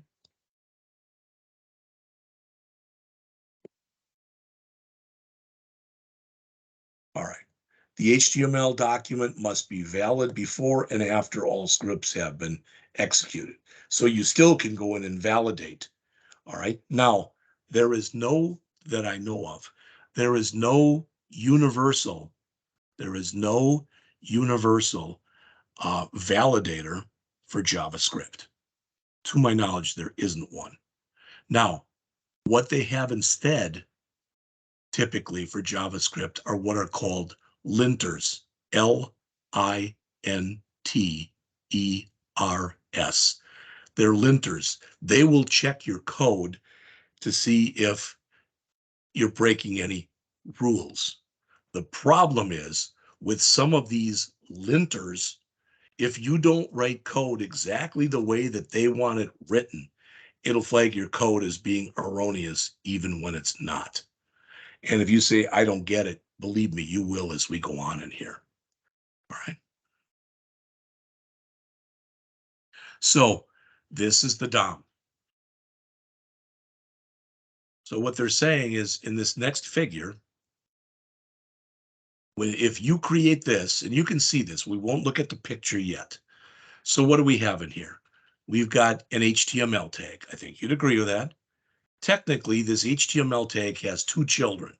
It has a head child and it has a body child. So the HTML is at the top and it has a head and it has a body. The head has what? It has one child, basically, which is a title tag, and the title tag has text in it.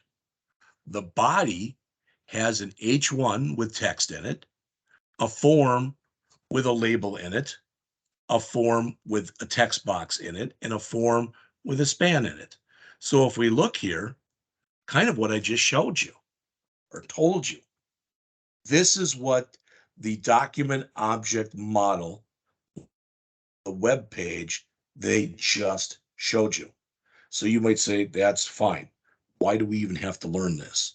Because what you're going to learn is how we can do a lot of manipulation that we have been doing, and we have been doing it using straight CSS, you can also do it using JavaScript. All right. So a natural question then would be, okay, that's fine. Why two ways? All right. Because one of the things that you can do with JavaScript, it is a programming language. So technically, at least, it's more powerful to be programming this stuff using a programming language than it is using a style sheet. All right. So when we work on these, and don't worry about this right now, we'll talk about all this. These are the DOM nodes that we'll be using. That may make no sense. And if it doesn't, don't worry about it. It really and truly doesn't matter. All right. The only other thing I tell you right now about this page is you'll notice that here and here and here and here, there's nothing underneath these. These text nodes, as they're referred to, they're also called leaf nodes, L-E-A-F. They have no child. All right. This is also a leaf node. It has no child. But if you look, everything else in here, HTML has two children, head has one child, which has a child, body has two children, one of which has one child, one of which has three children. One of those three children has one child, and one of the other three children has one child. Now, that's not typically the way you and I will discuss this. So you'll say, hey, does that mean that, for example, title is a grandchild of H? Yeah, it really does. But no one really talks about it that way. All right. So as they mentioned on the bottom of the page here, the document object model is a hierarchical collection of what are called nodes. As it says, the page is built, or the DOM is built, as the page is loaded in the browser. If you use JavaScript to modify the DOM, okay, you can change anything and everything you want to change with it. This is known as DOM scripting. Now, part of the problem in the past with DOM scripting is it can be very slow. In other words, it doesn't go and update something like that. It may take time. So there's other ways that you can do this right now. I'm not going to talk about it other than to say this sentence. For example, those of you who next semester or 2 semesters from now or whenever are going to take the AWD1111 class, all right, that is the database-driven web development 1 class, you will learn about something in there called React. All right, that's a software. And with React, they use what's called a virtual DOM. Who cares? Well, it updates the web page a lot faster. In fact, probably in the last week of the semester in this class, we will probably do a React project together, just so you can see what React is. All right. So methods and properties for DOM scripting. And again, watch this, but don't worry and don't think, oh my God, I'll never get this stuff. People get it. It takes some people longer than others, but people get it. If you notice, if you look at the code that's shown there for the web page, you'll notice that those 2 lines in mustard, they're not new. They're just setting IDs. We've done this before. One is setting an ID. This is in a form. So one is setting an ID in a text box on a form that's called email address. The other one is for a span. And basically what it's going to do is next to that email address, it's going to put an asterisk right there, probably to show that it's a required field. Then when we get in and start to program, this is the kind of stuff we're going to write. And I remember the first time that I went through something like this and I saw it and I said, I'm never going to get that. What the hell is this? var $? All right. It's a shortcut that we'll learn about later. But if we look at the code that's in here, all right, right here, what this is saying is, hey, in our HTML document, go out and get me something that has an ID called rate, which is We have something in here with an ID called rate. I don't see anything, but there probably is something somewhere with an ID called rate. And find that thing with an ID called rate and put it into a JavaScript variable that's called rate box. Okay. And if that doesn't make sense, you're going to be doing this. Believe me, what has happened in the past is we'll go over the first 2 or 3 chapters and then we'll take a test. And people go, I'm never going to get this stuff. And by and large, the average grade on the first test is a 98. And it's the only reason it's not 100 is people don't take the time to read all the instructions and don't do everything they're supposed to do. All right. This we've already seen, this document.write. This right here, like I said, may not make sense, but this is a shortcut. So what we can do with this is rather than saying this document.getElementById, we can replace both those words, document.getElementId. If we use this at the top, it replaces those 2 words with just a $sign. So what we're doing is we are taking the $sign right there and making it act as though it was an alias. So rather than having to type in document.getElementById, we can just type in $sign. So this would be changed to, if these 3 lines here were above that line, we could change this line right here to var rate box equal $sign, then in parentheses, double quote rate, double quote. All right. And typically that's what people do because it's a shortcut. All right. Now, if you look here, let's not even worry about these 3 properties. Not right yet. But look at the 2 lines in mustard. All right. And what I want you to realize is in the first example, the mustard code is on the right-hand side of an equal sign.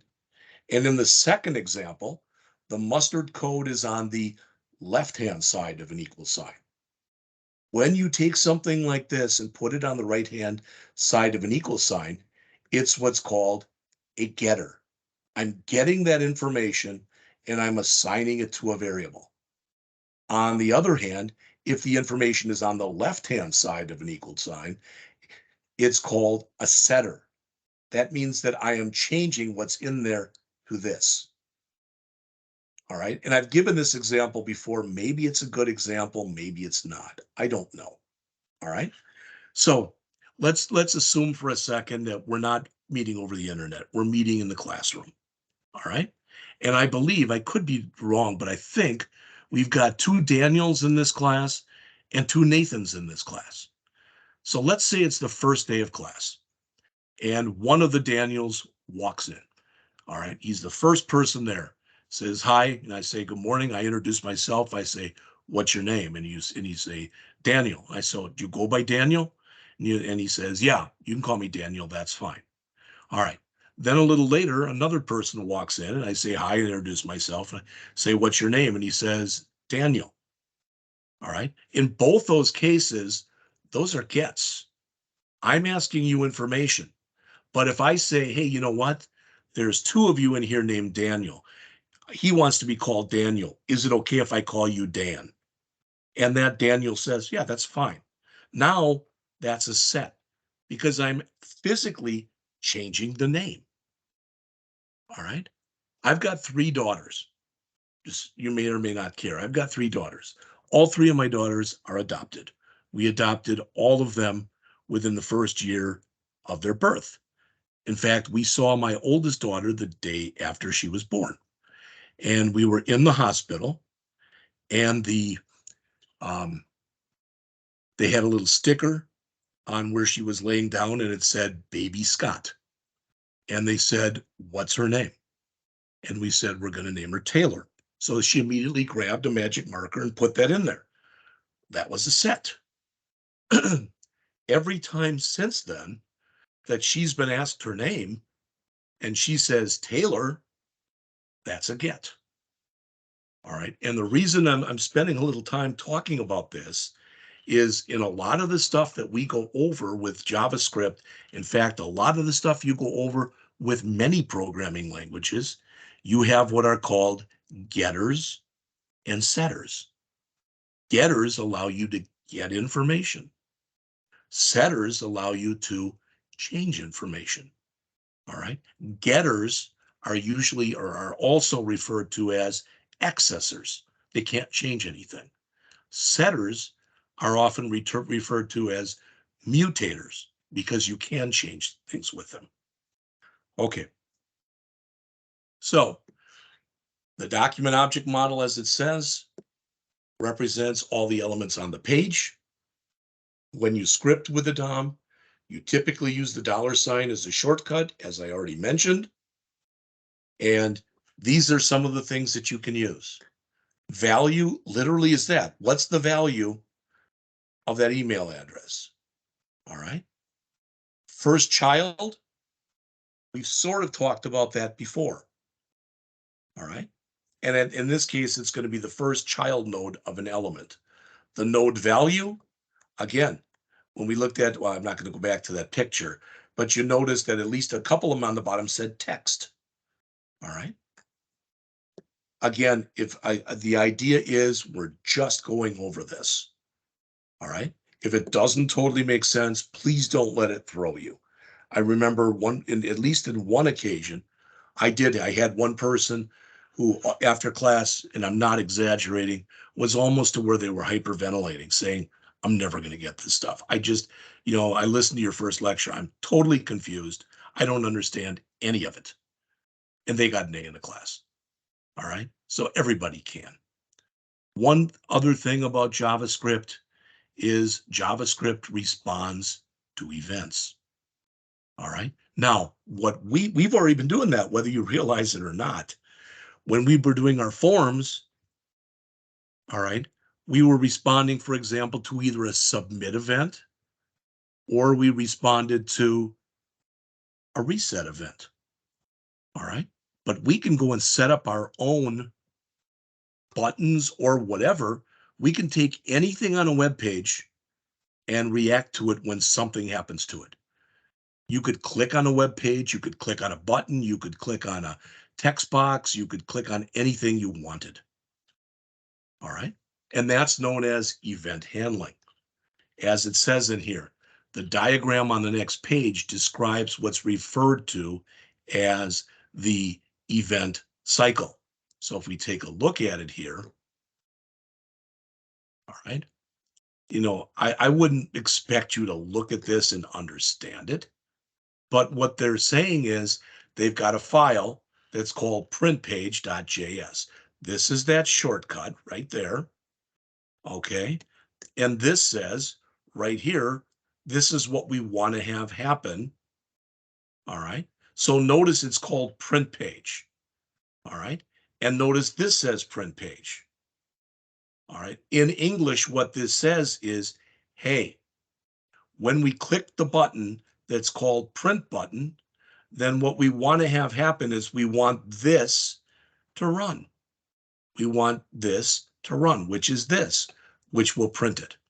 Now, that may make very little sense, and it's okay. All right. So what they're showing in here in this picture, and it's not the greatest picture, but it works. The page loads. The event happens. When the event happens, you click the button. So the script executes.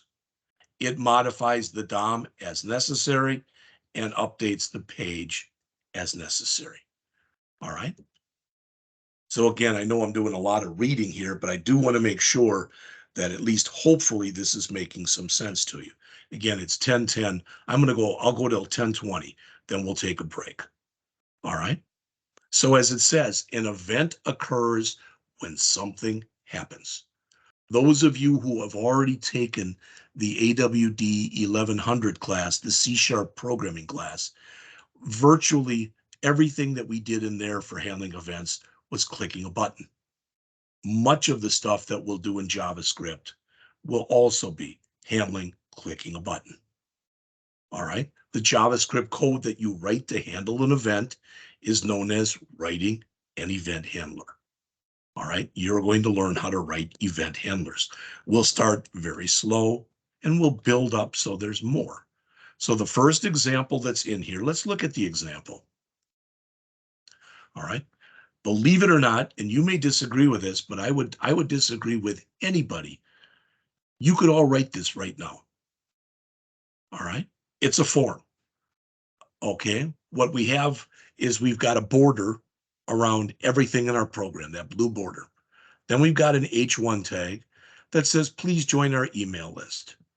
Then we have three different labels, one label that says email address : another label that says re-enter email address : and a third label that says first name. All right. Then we have three different text boxes, one to hold the email address, one to hold re-entering the email address, one to hold the first name. We have a button that says join our list. Now, what's new is you see those three asterisks. All right. So we're starting to use JavaScript to do some validation. We could go in with HTML and we could put required there and required there and required there. We could do that.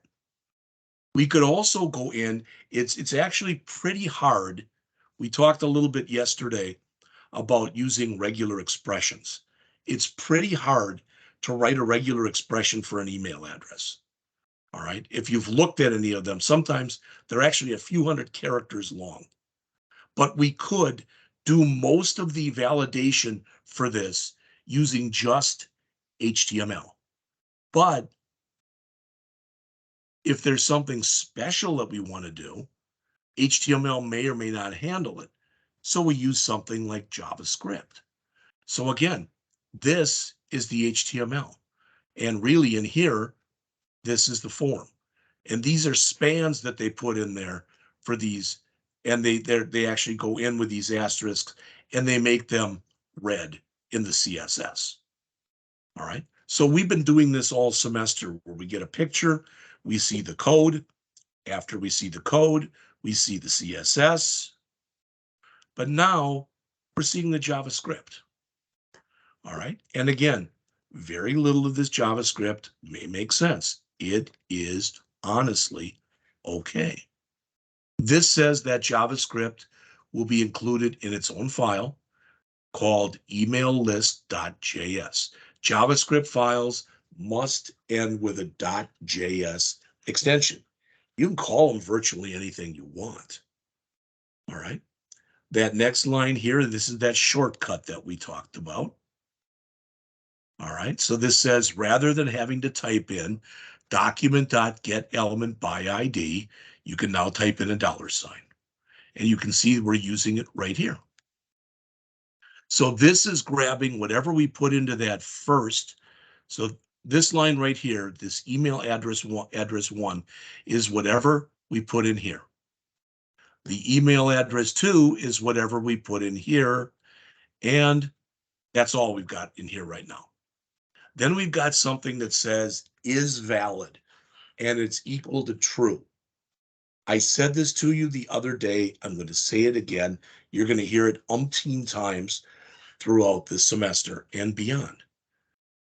All right. That is a Boolean variable.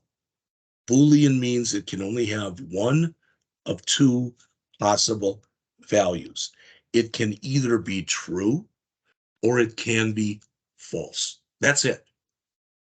All right. True and false are keywords in JavaScript. Now, you don't have to do this, but quite often when you have a Boolean variable, you start it with is. So think about it. This is valid, but let's think about real life. Is married. True or false?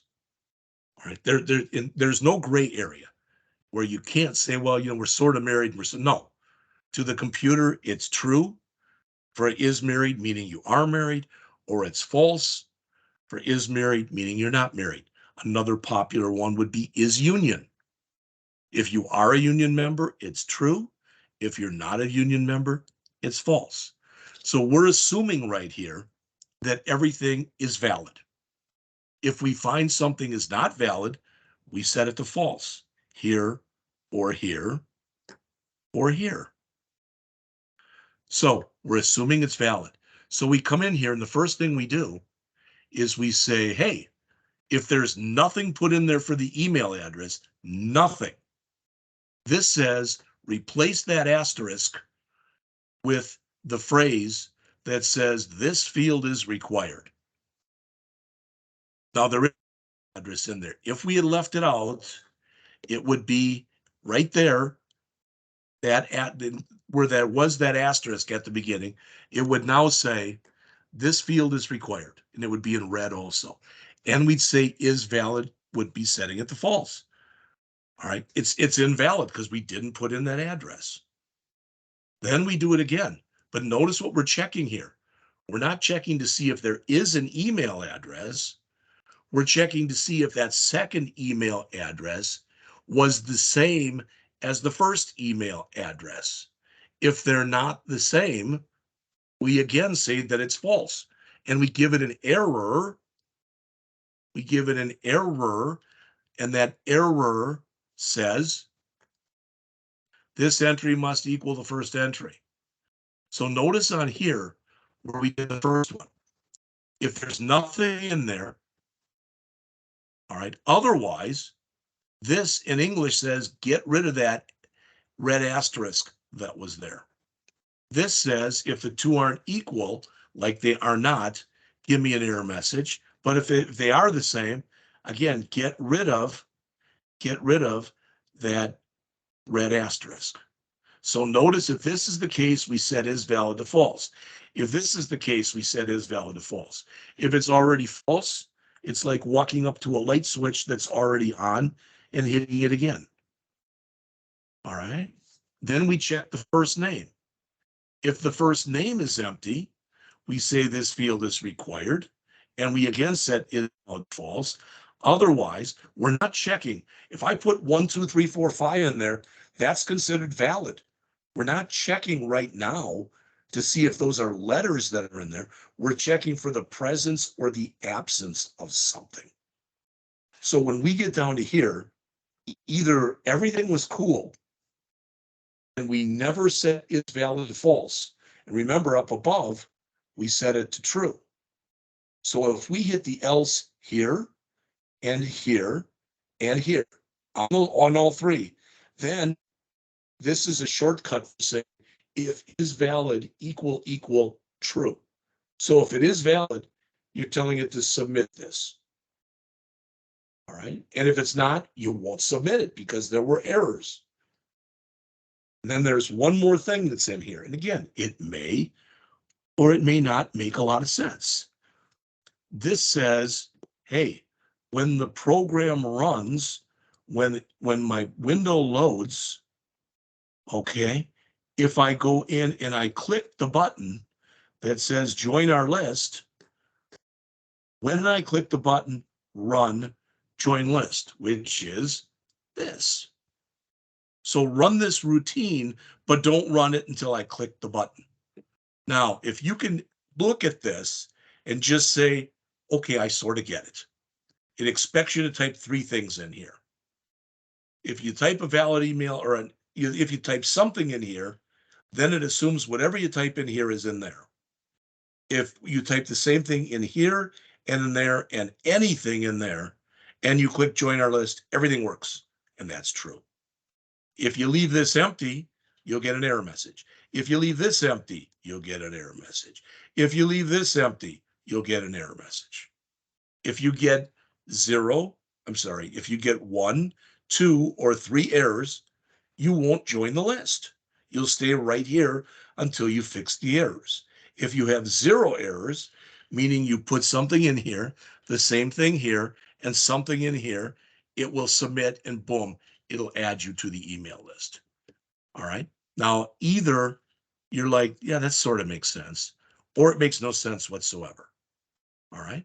And if it does not, please don't let it throw you. That's all I can tell you. All right. It is 10:19. Let's take till 10:30, and then we're going to jump into the jQuery part. All right. I got to change and grab myself another water, so I'll be back in just a couple minutes.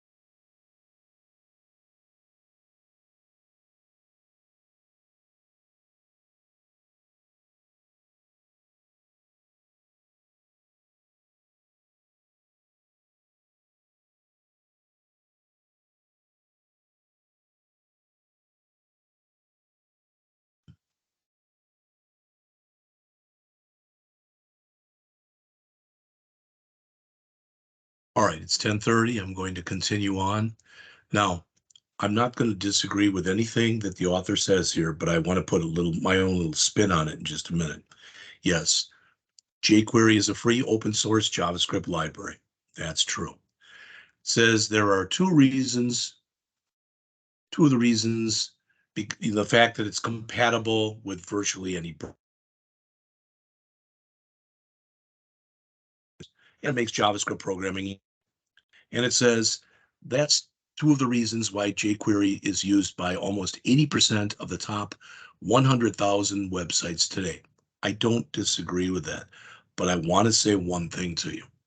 May mean absolutely nothing to you right now, but next week we're going to start on Bootstrap, and we're going to learn Bootstrap version 5.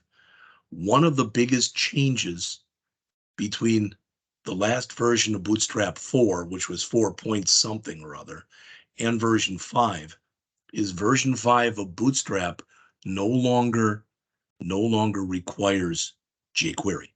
That was a big, big change. All right. Okay. It says in this introduction, you'll learn how to include jQuery in your applications and how to use its selectors, methods, and event methods. It says here again, the goal is not to teach you how to program, it's to give you an idea of how you use it, why you use it, etc. The first thing they show is the same website I showed you before. All right, jQuery.com. And they mention it's more than dozens. I'd say it's hundreds of methods. Someday, maybe if I feel like it, I'll take the time to count them. Then make it easier to add JavaScript features to your web pages. And all of them have been tested for cross-browser compatibility. You may or may not remember, but one of the sites I showed you much earlier this year was caniuse.com. All right, you can put stuff in there where you can check it. All right. And see whether or not it's supported by a browser. The reason I bring that up is virtually these hundreds of methods that are in jQuery are cross-browser compatible. You shouldn't have to check them. They should just work.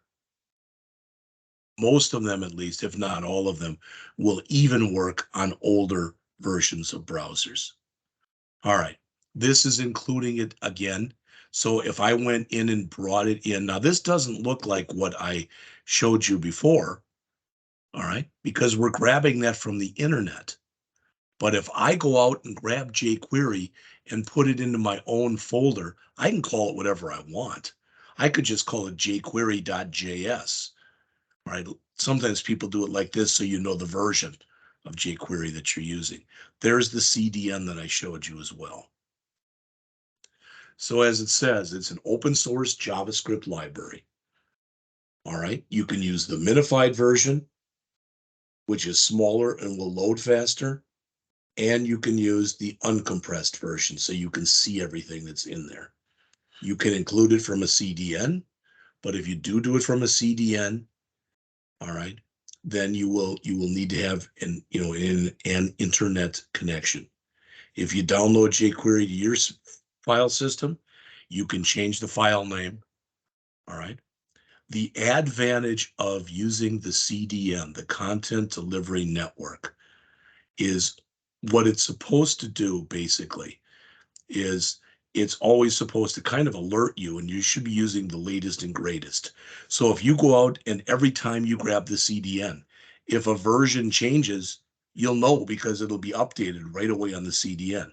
If you copy something in yourself and then you use it a year later, you might have an older version. All right, how to code jQuery selectors, methods, and event methods. Now, if you didn't like what we looked at before, you might not like this. All right, remember that $sign. All right, so right here, believe it or not, the $sign sort of means something else. And don't worry about it at all right now. But this basically says, I want to be able to interact with all H2 elements. This says I want to be able to interact with anything with a $, so anything with an ID of email address. Here's the period, so I want to be able to, work with anything with a class of warning. All right.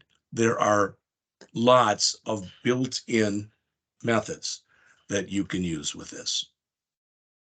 Val, text, next, etc. There's going to be a lot of them. And no, you're not going to have to do any memorization. So I've had people ask me, do I have to memorize all this? Not at all. All right. I already showed you how you can go to jquery.com. If I wanted to know how this val worked, that's what I do. I'd go out jquery.com and I would click over on the jQuery documentation, and then I would do a control F to search, and I would type in val. All right, now there might be a lot of them. According to this, there's two of them. There's one, there's the other one. So boom, I want to know more about this. I click on it, it brings me up to the page on it, and there's an example. All right. So half of being able to be successful with this is knowing where to look for something if you don't remember how to do something. All right. Now, notice the difference. When you use jQuery, the $ is not for the document .get element by ID anymore. It's used to refer to the jQuery library. All right. Now, normally, after a while, at least, this isn't going to be an issue for you. You have to just take my word for it. All right. But at the beginning, it can be a little bit confusing.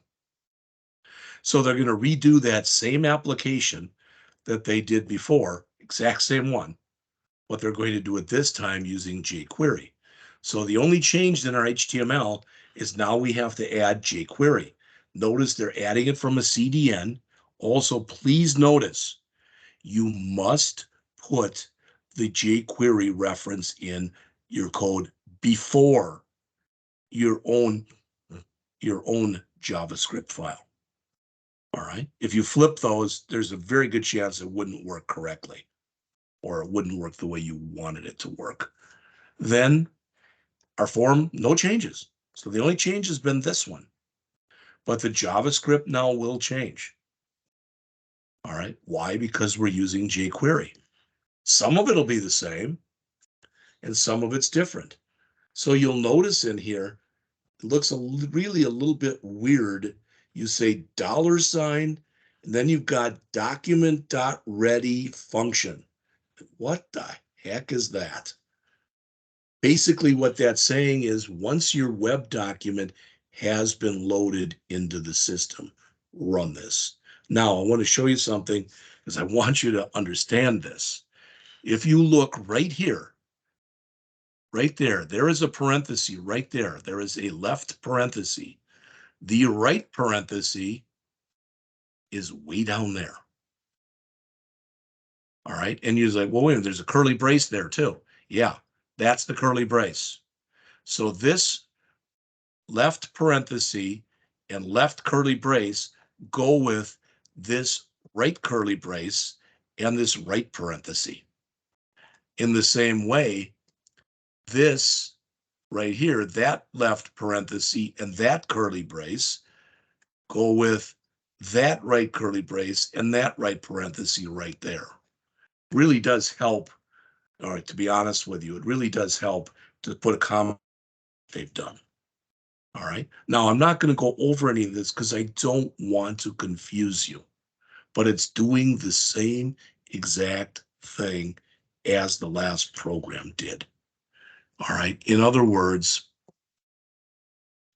it's going to check to make sure that there is something for the first email address, that there's something in that text box. Then it's going to make sure that in that second text box, whatever is in there matches what was in the first one. Then in the end, it's going to go in and check to make sure there's something in the name, first name text box. Okay, and that's all this is doing. All right, finally, how to use JavaScript as a non-programmer. Okay, we only got about 6 or 7 pages left in this. All right, it says now that you have a general idea of how JavaScript and jQuery work, I do, in all seriousness, I love Murok books, but I don't like it when they say that. All right, you may think you have very little to no idea, but what they're saying is now that you've been exposed even if it was just a short initial exposure to both vanilla or generic JavaScript and jQuery JavaScript, it says you'll learn how to use these as if you were not a programmer.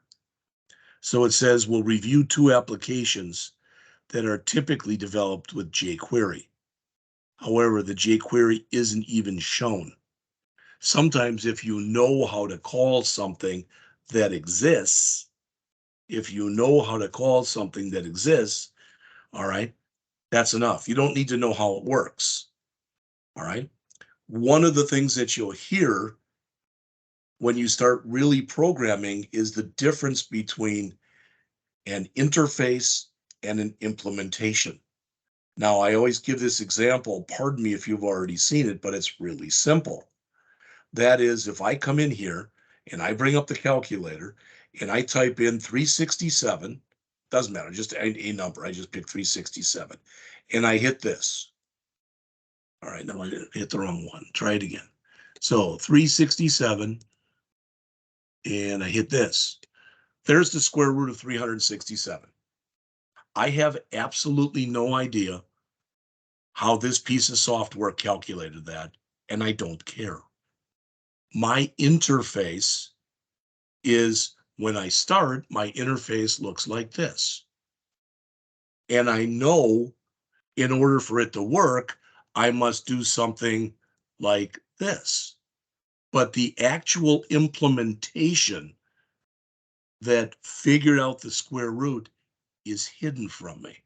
So what they're saying here is what happens with many web developers is they learn the right routines to call without really understanding what that routine is doing.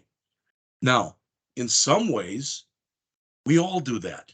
That's called doing, basically doing something in an abstract way.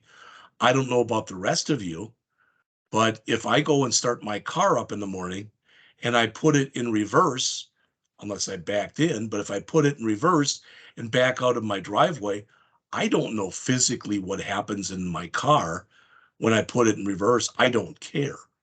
I would care if I put it in reverse and it went forward, all right, instead of backwards, but I don't know how that happens. That implementation has been abstracted from me. And much of what happens in here will be abstracted from you.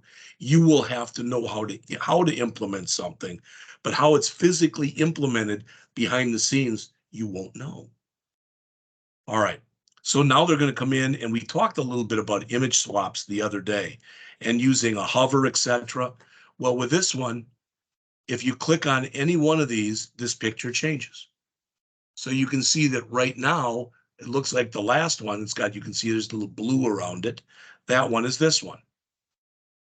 But one of the things that would be very easy to do in here, it's not what they're doing here, but one thing that would be very easy to do, my neighbor's mowing his lawn, I'm sorry. One of the things that would be very easy to do would be to take this and convert it into a slideshow. Because you just would have to tell it to go from this one, then go to this one, then go to this, etc.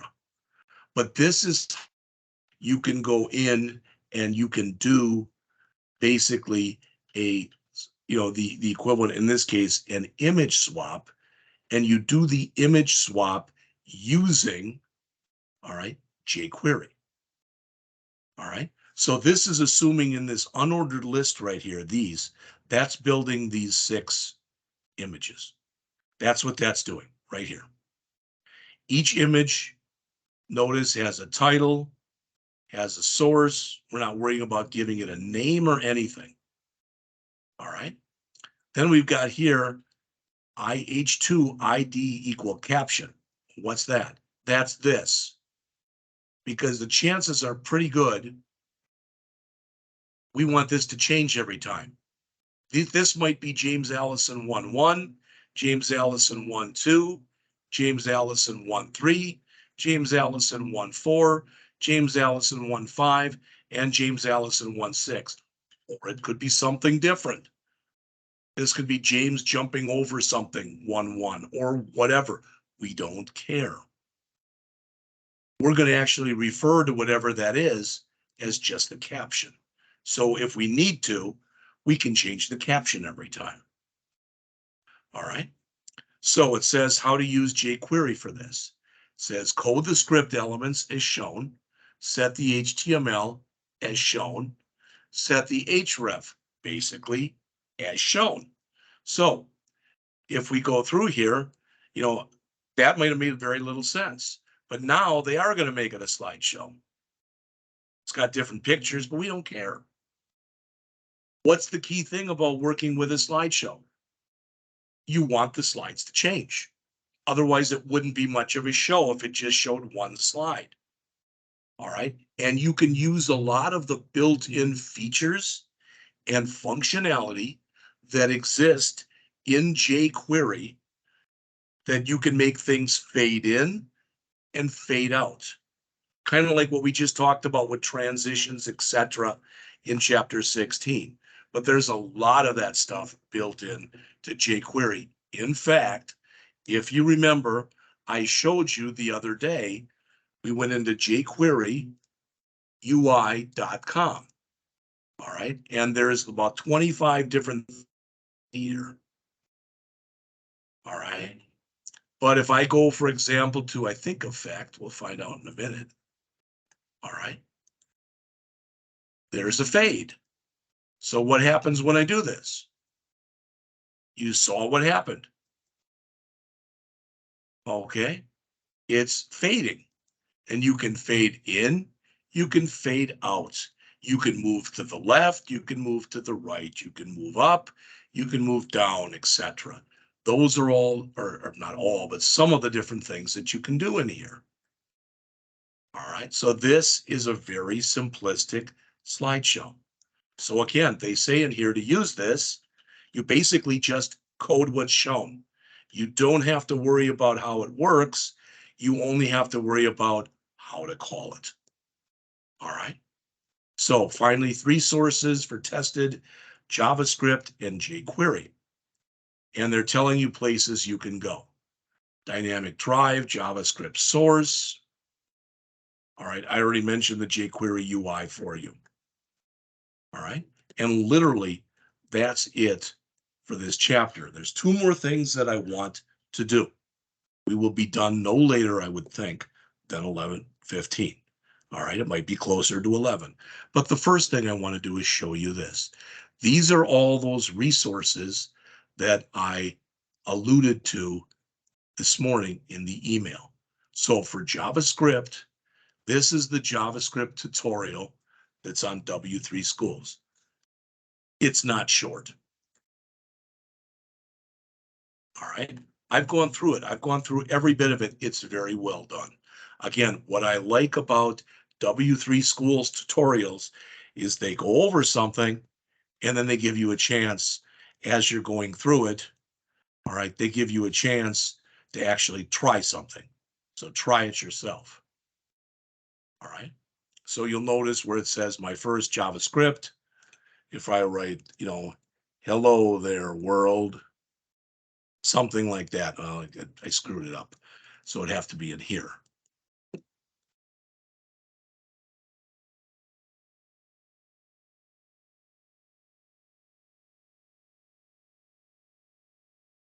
All right, and I run it. You can see how it changes. Now that's a very kind of dumb example, but just to show you, it's a very good site. All right, next. This is from dev.mozilla.org. All right, this is their JavaScript series. One of the things I provided for you at the beginning of the semester, if you need it or if you think I didn't provide it, let me know. I literally did about 2 or 3 summers ago, 200 videos where I went through everything that's in here, including the JavaScript basics. So I've already got that. People will tell me, I don't care. It's hard enough watching, the videos you do for class. I don't have time to watch 200 more. I get it, but they're out there. This is a full course on JavaScript. It's 3 hours long, and it's from Free Code Camp. I've gone through most of that. All right. the guy who teaches it knows his stuff.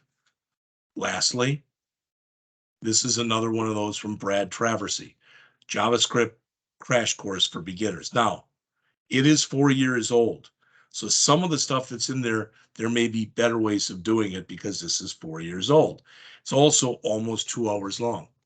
And again, if you say, I don't have time, all I'm trying to do is provide you with additional resources. That's all I'm trying to do. All right. Now, I'm in just a minute, I'm going to very quickly walk you through that example that I gave you with that form the other day and quickly show you the JavaScript. But before I do, all right, again, tomorrow will be lab, Friday will be lab. Starting next Monday, we're going to jump into Bootstrap for a week. All right, we're transitioning over, and you do and can use a lot of JavaScript in Bootstrap. All right. Now, this is Bootstrap.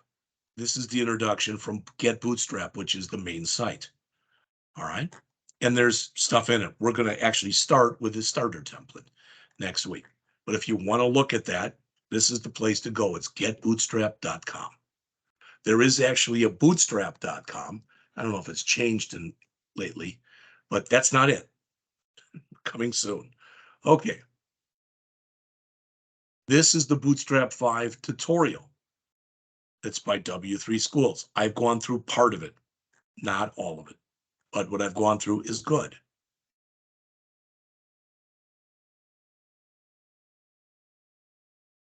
All right. This is a 2-hour Bootstrap course, again, from freecodecamp.com. And finally, this is Brad Traversy's. No, this is the one from Free Code Camp. I'm sorry, right here. So it's almost 3 hours. And finally, this is Brad Traversy's Bootstrap 5 crash course. And it's about an hour and 20 minutes long. So again, those are just some additional, all right, those are some additional sites, etc., and URLs that you can go take a look at. And I put them out there in today's email for you. All right. So what I sent you the other day, and we're not going to spend a lot of time on this, but what I sent you the other day was this thing, was a folder, and it was called Form Example. All right. And it looks like this. And we talked a little bit about it. But now let's take just a few minutes and go over the actual JavaScript for it. All right. Very little of it may make sense to you, but at least what I'm trying to do is expose you to it. That's it. All right. So this says basically that we're using jQuery right here. Okay. And again, you'll notice if I take my mouse and put it right there, and I go way down to the bottom, you can see where that's red. And if I go down to the bottom, there, that's red. That's where it ends. And the same thing, if I come up here and grab that curly brace and then go down to the bottom, there's the ending curly brace. So this is 152 lines long. All right. These lines right here are those messages that come out. So I type in, every time I type in FIR, it's going to replace it with field is required. It'll automatically replace it. Every time I do IZF, it'll replace it with invalid zip code format, etc. All right. So when you do this, you say const followed by the name of the constant. And usually in most programming languages, you put the constant name in all uppercase to signify that it's a constant. Then you say equal and what that constant really is representing. Okay. And again, if it doesn't totally make sense, please, please don't let it scare you. All right. Next, where it says move focus to first name text box. All that says is when the program starts running, I want the cursor to be in the first name. Why do I want the cursor to be in the first name? Because it's the first field. So notice if I went back and redid this, and I changed this from first name.focus, if I changed it to last name, oops, last name, and I save this. All right. And I come back in here and I refresh. Now it's the last name that's got the cursor. So all I'm doing is trying to make it as easy for the person to fill out this form as possible. And typically, it'll make the most sense when you do that for them to be in the first, and I don't mean first name, but in the first field. You don't have to do that. But if I didn't do that, they would have to go and click in the field themselves. So I put some comments in here. All right. Then this submit button, click event handler. And I guess I can't spell, can I? All right. So what does that mean? That means that when we come in and we click that button right there, that button, that's the code that we want to run. So the code that starts right here on line 11, and I'm going to highlight that one right there and see where it goes to. All the way down to there. So from line 11 to line 124, so a little over 110 lines. That's all the code that we want to have run whenever we click the button that says submit. All right. So this means this is our contact form. So this says that in our HTML, we will have something with an ID of contact form. And when we attempt to submit it or click the submit button, this is what we want to have happen right here. All this stuff that you see. Now, the first thing looks a little weird. All right. Well, and the reason it looks a little bit weird is if I didn't put that line in it, as soon as I click the button, it wouldn't do any validation. It would just send the form off. I don't want that to happen. I don't want it to send the form off until I'm sure everything works. So I don't want to actually submit this form unless I'm way down on the bottom here and everything worked. Then I want it to basically submit the form. So what this line is doing up here is it's saying, hey, what you normally do, the default action when you press a button, prevent that from happening. That's a prevent default. All right. The next thing that's in here looks very similar to what we saw in the example in the text. I'm creating a Boolean variable called isValid, and I'm assuming everything is good. So I'm assuming that when we go back and look in here, that we have a first name, we have a last name, we have an address, we have a city, we've chosen a state, we put in a zip code with either 5 numbers or 5 numbers, a hyphen, and 4 numbers. We put in a cell phone that has 3 numbers, a dash, 3 numbers, a dash, and 4 numbers. That's what we're expecting. Since we already set this, I defaulted it to female, I defaulted it to 5 to 25, and I defaulted it, I don't have to check these. All right. So if everything is cool, this will remain true. If anything is missing, then that'll be changed to false. So if you look in here, looks a little weird. We got that $sign thing in there again. What this is saying is look in that text box, look at the value, all right, or whatever that text box holds, then trim it. What the heck does trim it mean? What if I had put in there for my first name? What if I put in there space, space, space, JEFF, space, space, space? So technically, for my name, I put in this. Trim says remove any leading blank spaces, remove any trailing blank spaces. So it would convert it to that. There would be no blank spaces. If I have this, let's say the person's name was O X apostrophe space Hera. Let's just say it was spelled like that with a blank space. Trim does not get rid of any blank spaces in between. It only gets rid of leading and trailing blank spaces.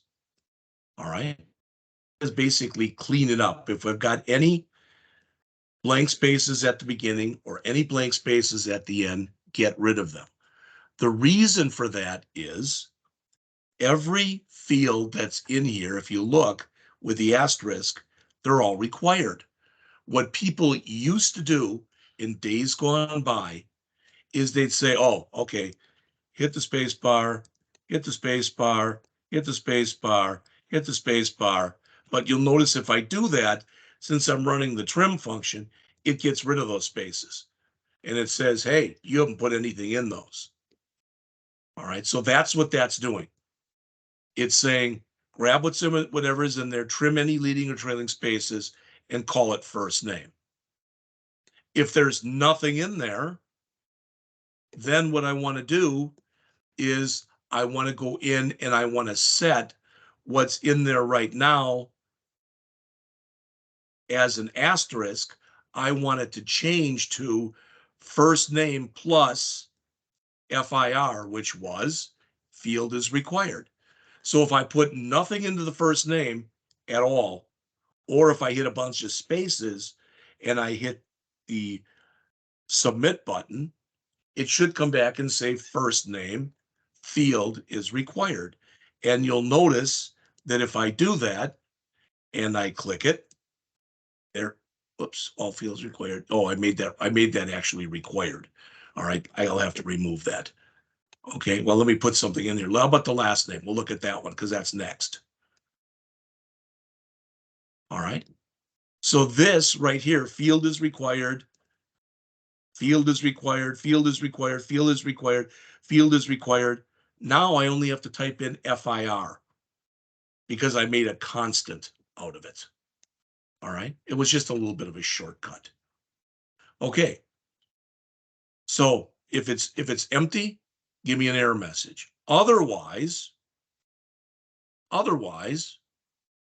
get rid of the asterisk.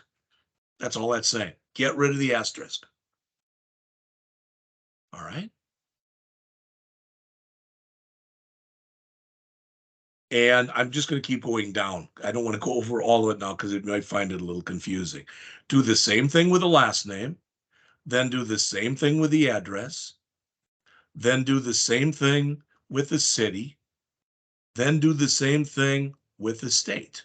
Now, state is a little bit different because it's a drop-down list. We just talked about drop-down lists. All right.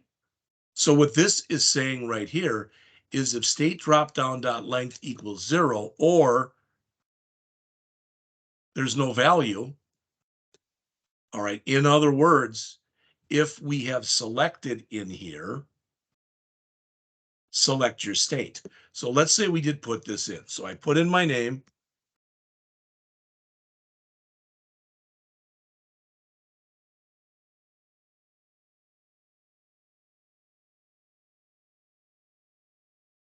Just like that. So I put in everything now. All right, but I leave it as select your state. Now when I submit, notice what's there. But as soon as I select something in there, it doesn't matter what it is. Now that error goes away. And we have to check for the other two things that are in there. All right. So when we validate the zip code, now this is again a little different. This is checking to see if it's empty. Otherwise, this is checking to make sure it's either just 5 digits or it's 5 digits followed by an optional hyphen with 4 digits. And that's the test we're making. If that test passes, it's a valid zip code. So if we leave the zip code blank, it comes up and it says zip code field is required.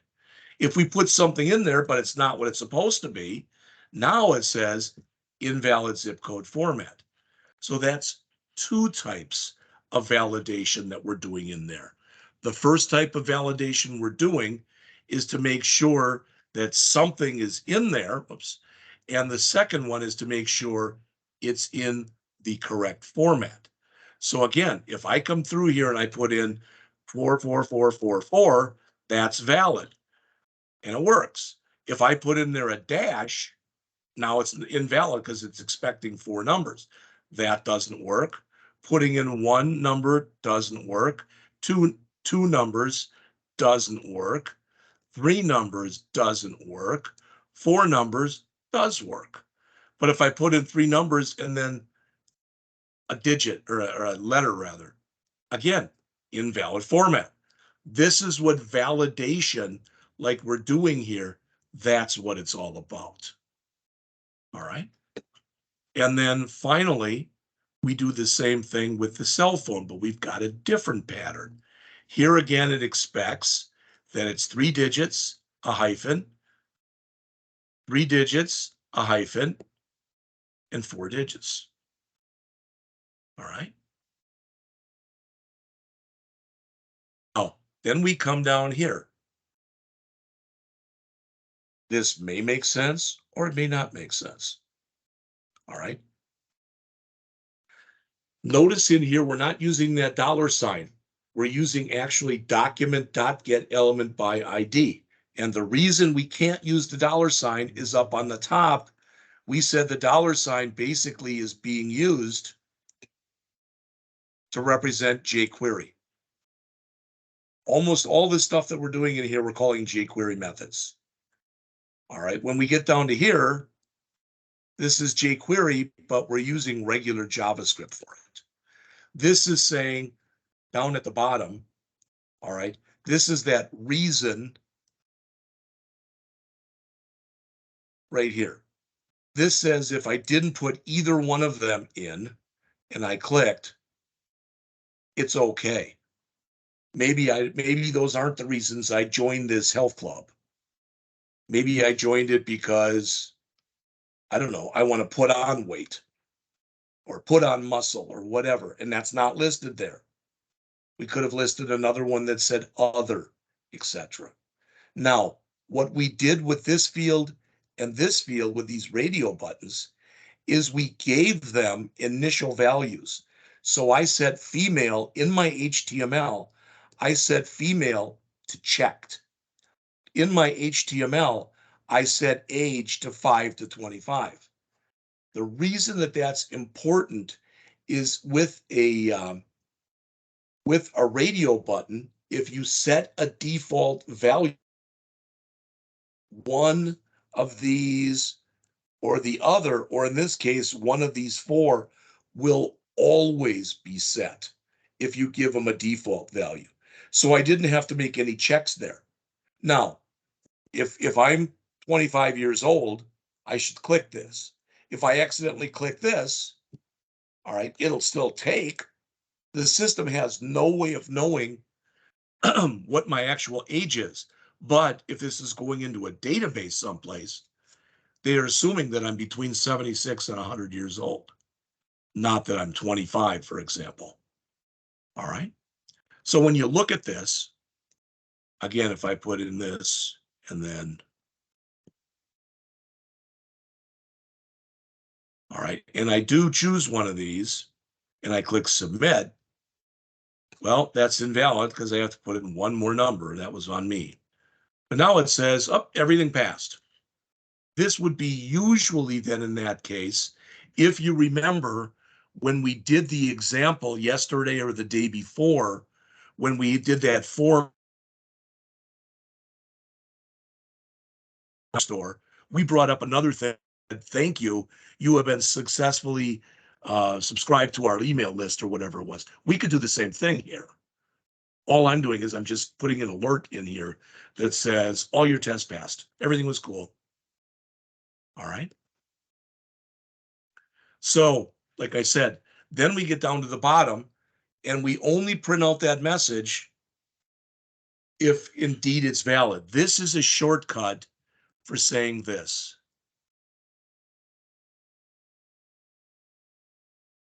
All right. Typically, people type it the first way because it's less characters. If I wanted to check for something being false, then I put an exclamation point there. And that's, this right there is the same thing as saying if is valid equal false. All right. So what you're going to find when you start doing this stuff, all right, is what goes in here typically is what's referred to as a Boolean expression. You already know what Boolean means. That means either that if must be true or that if must be false. If we go up to here, this is saying whatever is in here, I don't care what it is, but whatever is in here, yes, what we put in there is true, or no, what we put in there is false. If yes, what we put in there is true, we do this. In this case, there's no else. All right. I've used this example before. It's not a great one, but I just want to make sure you understand it. And that is this. All right. So let's say I'm going to move this down a little bit. Okay. So I'm going down a road. So this is me. I'm driving down a road. Whoops. I'm driving down a road. All right. And I'm right here. Okay. So I'm driving. I keep driving some more down this road. This is me driving. All right. I do some more driving and now I'm here. Now what happens is the road ends. Right there, the road is ended. So either now I have to go this way or I have to go this way. We're assuming you can't back up. Maybe it's a one-way street. This is an if statement. So if this is true, you'll do this. And if you put an else in there, if this is not true, you'll do this. That is one of the hallmarks, all right, one of the hallmarks of writing code. These are called selection statements. So you get to a point and you select one route or you select another route. And what you're going to notice when we do this, it'll be something like this. If age greater than or equal to 21, I might say something like this. Document.write, you can go into the else document.write, you are too young to go into the bar. All right. And what you're going to learn quickly, JavaScript, depending on your point of view, is a terrific first language to learn, or it's a terrible first language to learn. And what I mean by that is JavaScript expects that at the end of any executable line of code like this, you put a semicolon. But if you forget to, for lack of better words, one gets magically put in there for you. All right. It's one of the few languages that do that. That's why it's a bad thing, but it's also a good thing for that reason. All right. So it just kind of depends on your point of view. So if you come in here, if I do this, if I say age equals 60, well, is 60 greater than or equal to 21? You know it's greater. So that's going to write this. But if I did this and it was 6, all right, then it's going to check nope. So it's going to write this. It's one or the other. You can also have what's called an else if in here. All right. So I could do this. For example, what if I did this? I'm not going to use age. I'm going to come in here and say let, because should have said it before, number. And I'm going to say equals 0, just like that. All right. So I'm going to say here, and don't worry if you don't know what it means. I'm going to explain it right now. If number 2 equal 0, that says if I divide the number by 2 and there's no remainder, I'm going to write even number. Otherwise, I'm going to write odd number. And that'll work. But it says 0 is an even number. And some people disagree. that 0 is an even number. All right, so I could come in here and do this. I could say if number equal 0, and then I could come in and say document dot write 0 is neither even nor odd, like that. All right, and then I can come in here and say else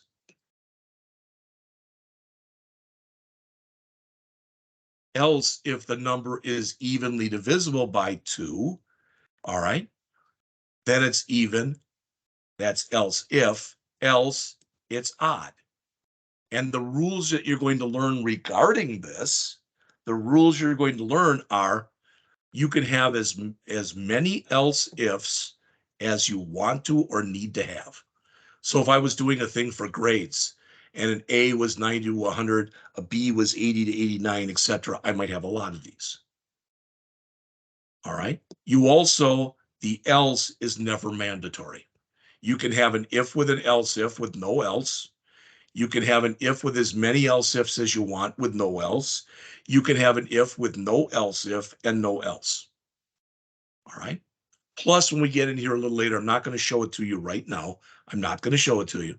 But there's another thing that's called a switch statement that you can use in lieu of this. But these are selection statements. Typically, they will allow you to make a choice to do one thing or to do another thing. All right. The other thing that we'll spend a lot of time on in here will be the ability to go in and loop. And if you say, what do you, to what? What if I wanted to print out on the screen all the numbers between 1 and 10?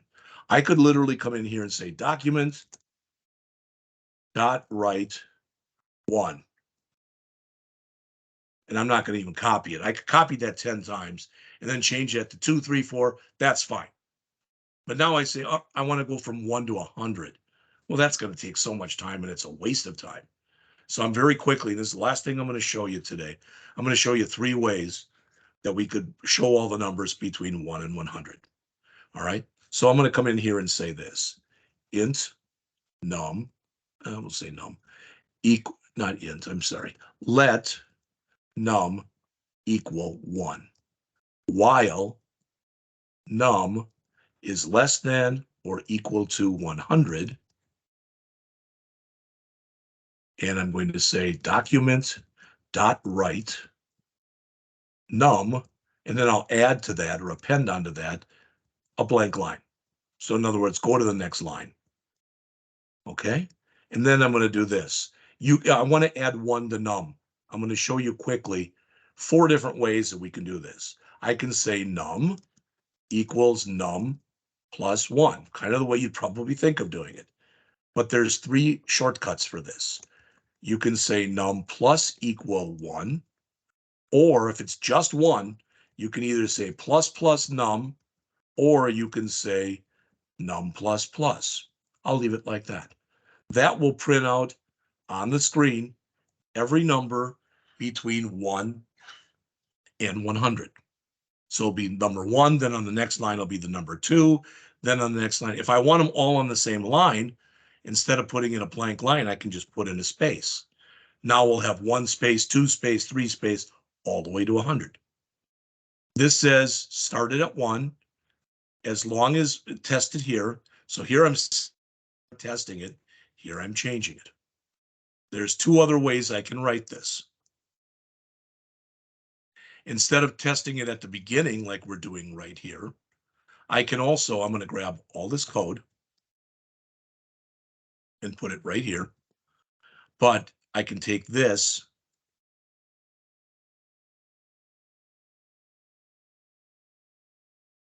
and put the word do in here.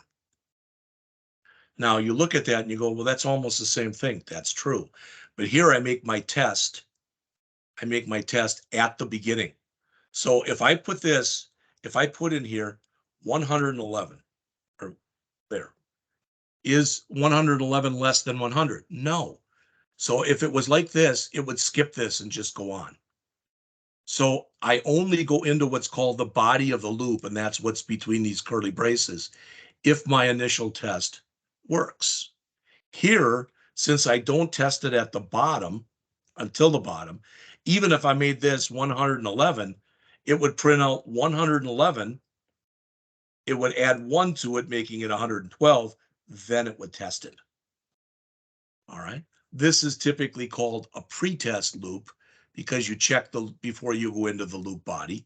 This is called a post-test loop because you don't check it until you've already run the body at least once. And there's one last one, and this is what I'm going to leave you with then today. All right, I'm going to make this a little smaller so we can have all three of them on the screen at once. All right, and that is to use what's called a for loop.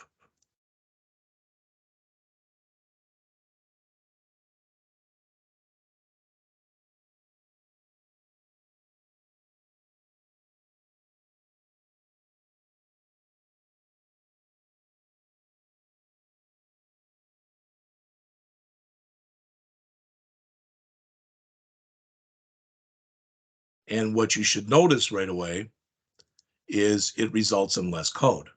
That's everything. So this was 1, 2, 3, 4, 5, 6 lines. You don't have to put the curly braces on their own line. You could have put it here. I could have put that end one here. I just think it shows better like this.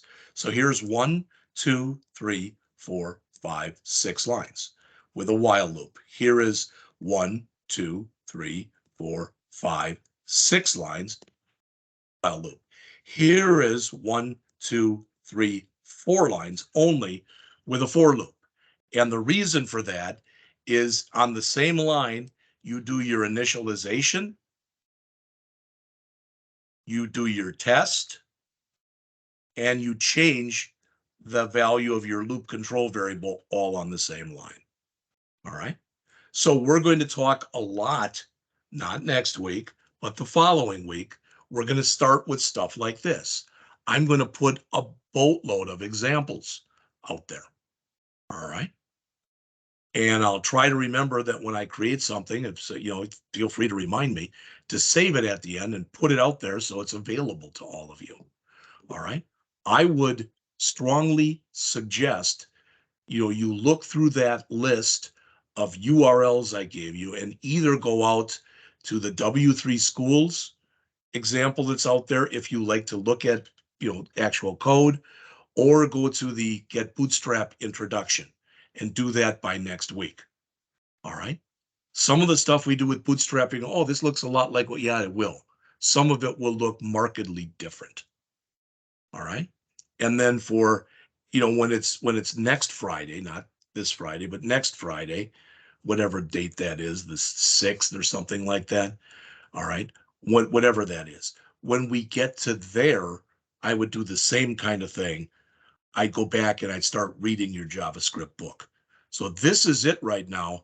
Now, people always ask me this. I'm going to leave you with this. They always say, well, I wasn't that nuts about this JavaScript or this HTML, CSS book. Can I sell it back or whatever? You can do it. It's your book. You can do whatever you want to do with it. That said, all right, there's some good stuff in this book that you might end up using in other classes. There's some good stuff in the JavaScript book that you might end up using in other classes. I'd keep them, but it's your call, not mine. All right. So again, tomorrow will be lab, so I can go to the job fair, and Friday will be our regular lab day. So please try to at least, I don't care if you spend 10 minutes on it. Go through the getbootstrap.com intro, or look at or very quickly kind of go through the W3 schools Bootstrap 5 tutorial. All right, if you get time, I'd appreciate it. So with that, I'll just say goodbye. Even though it's Wednesday, have a good weekend. I will talk to you then on Monday. Thanks.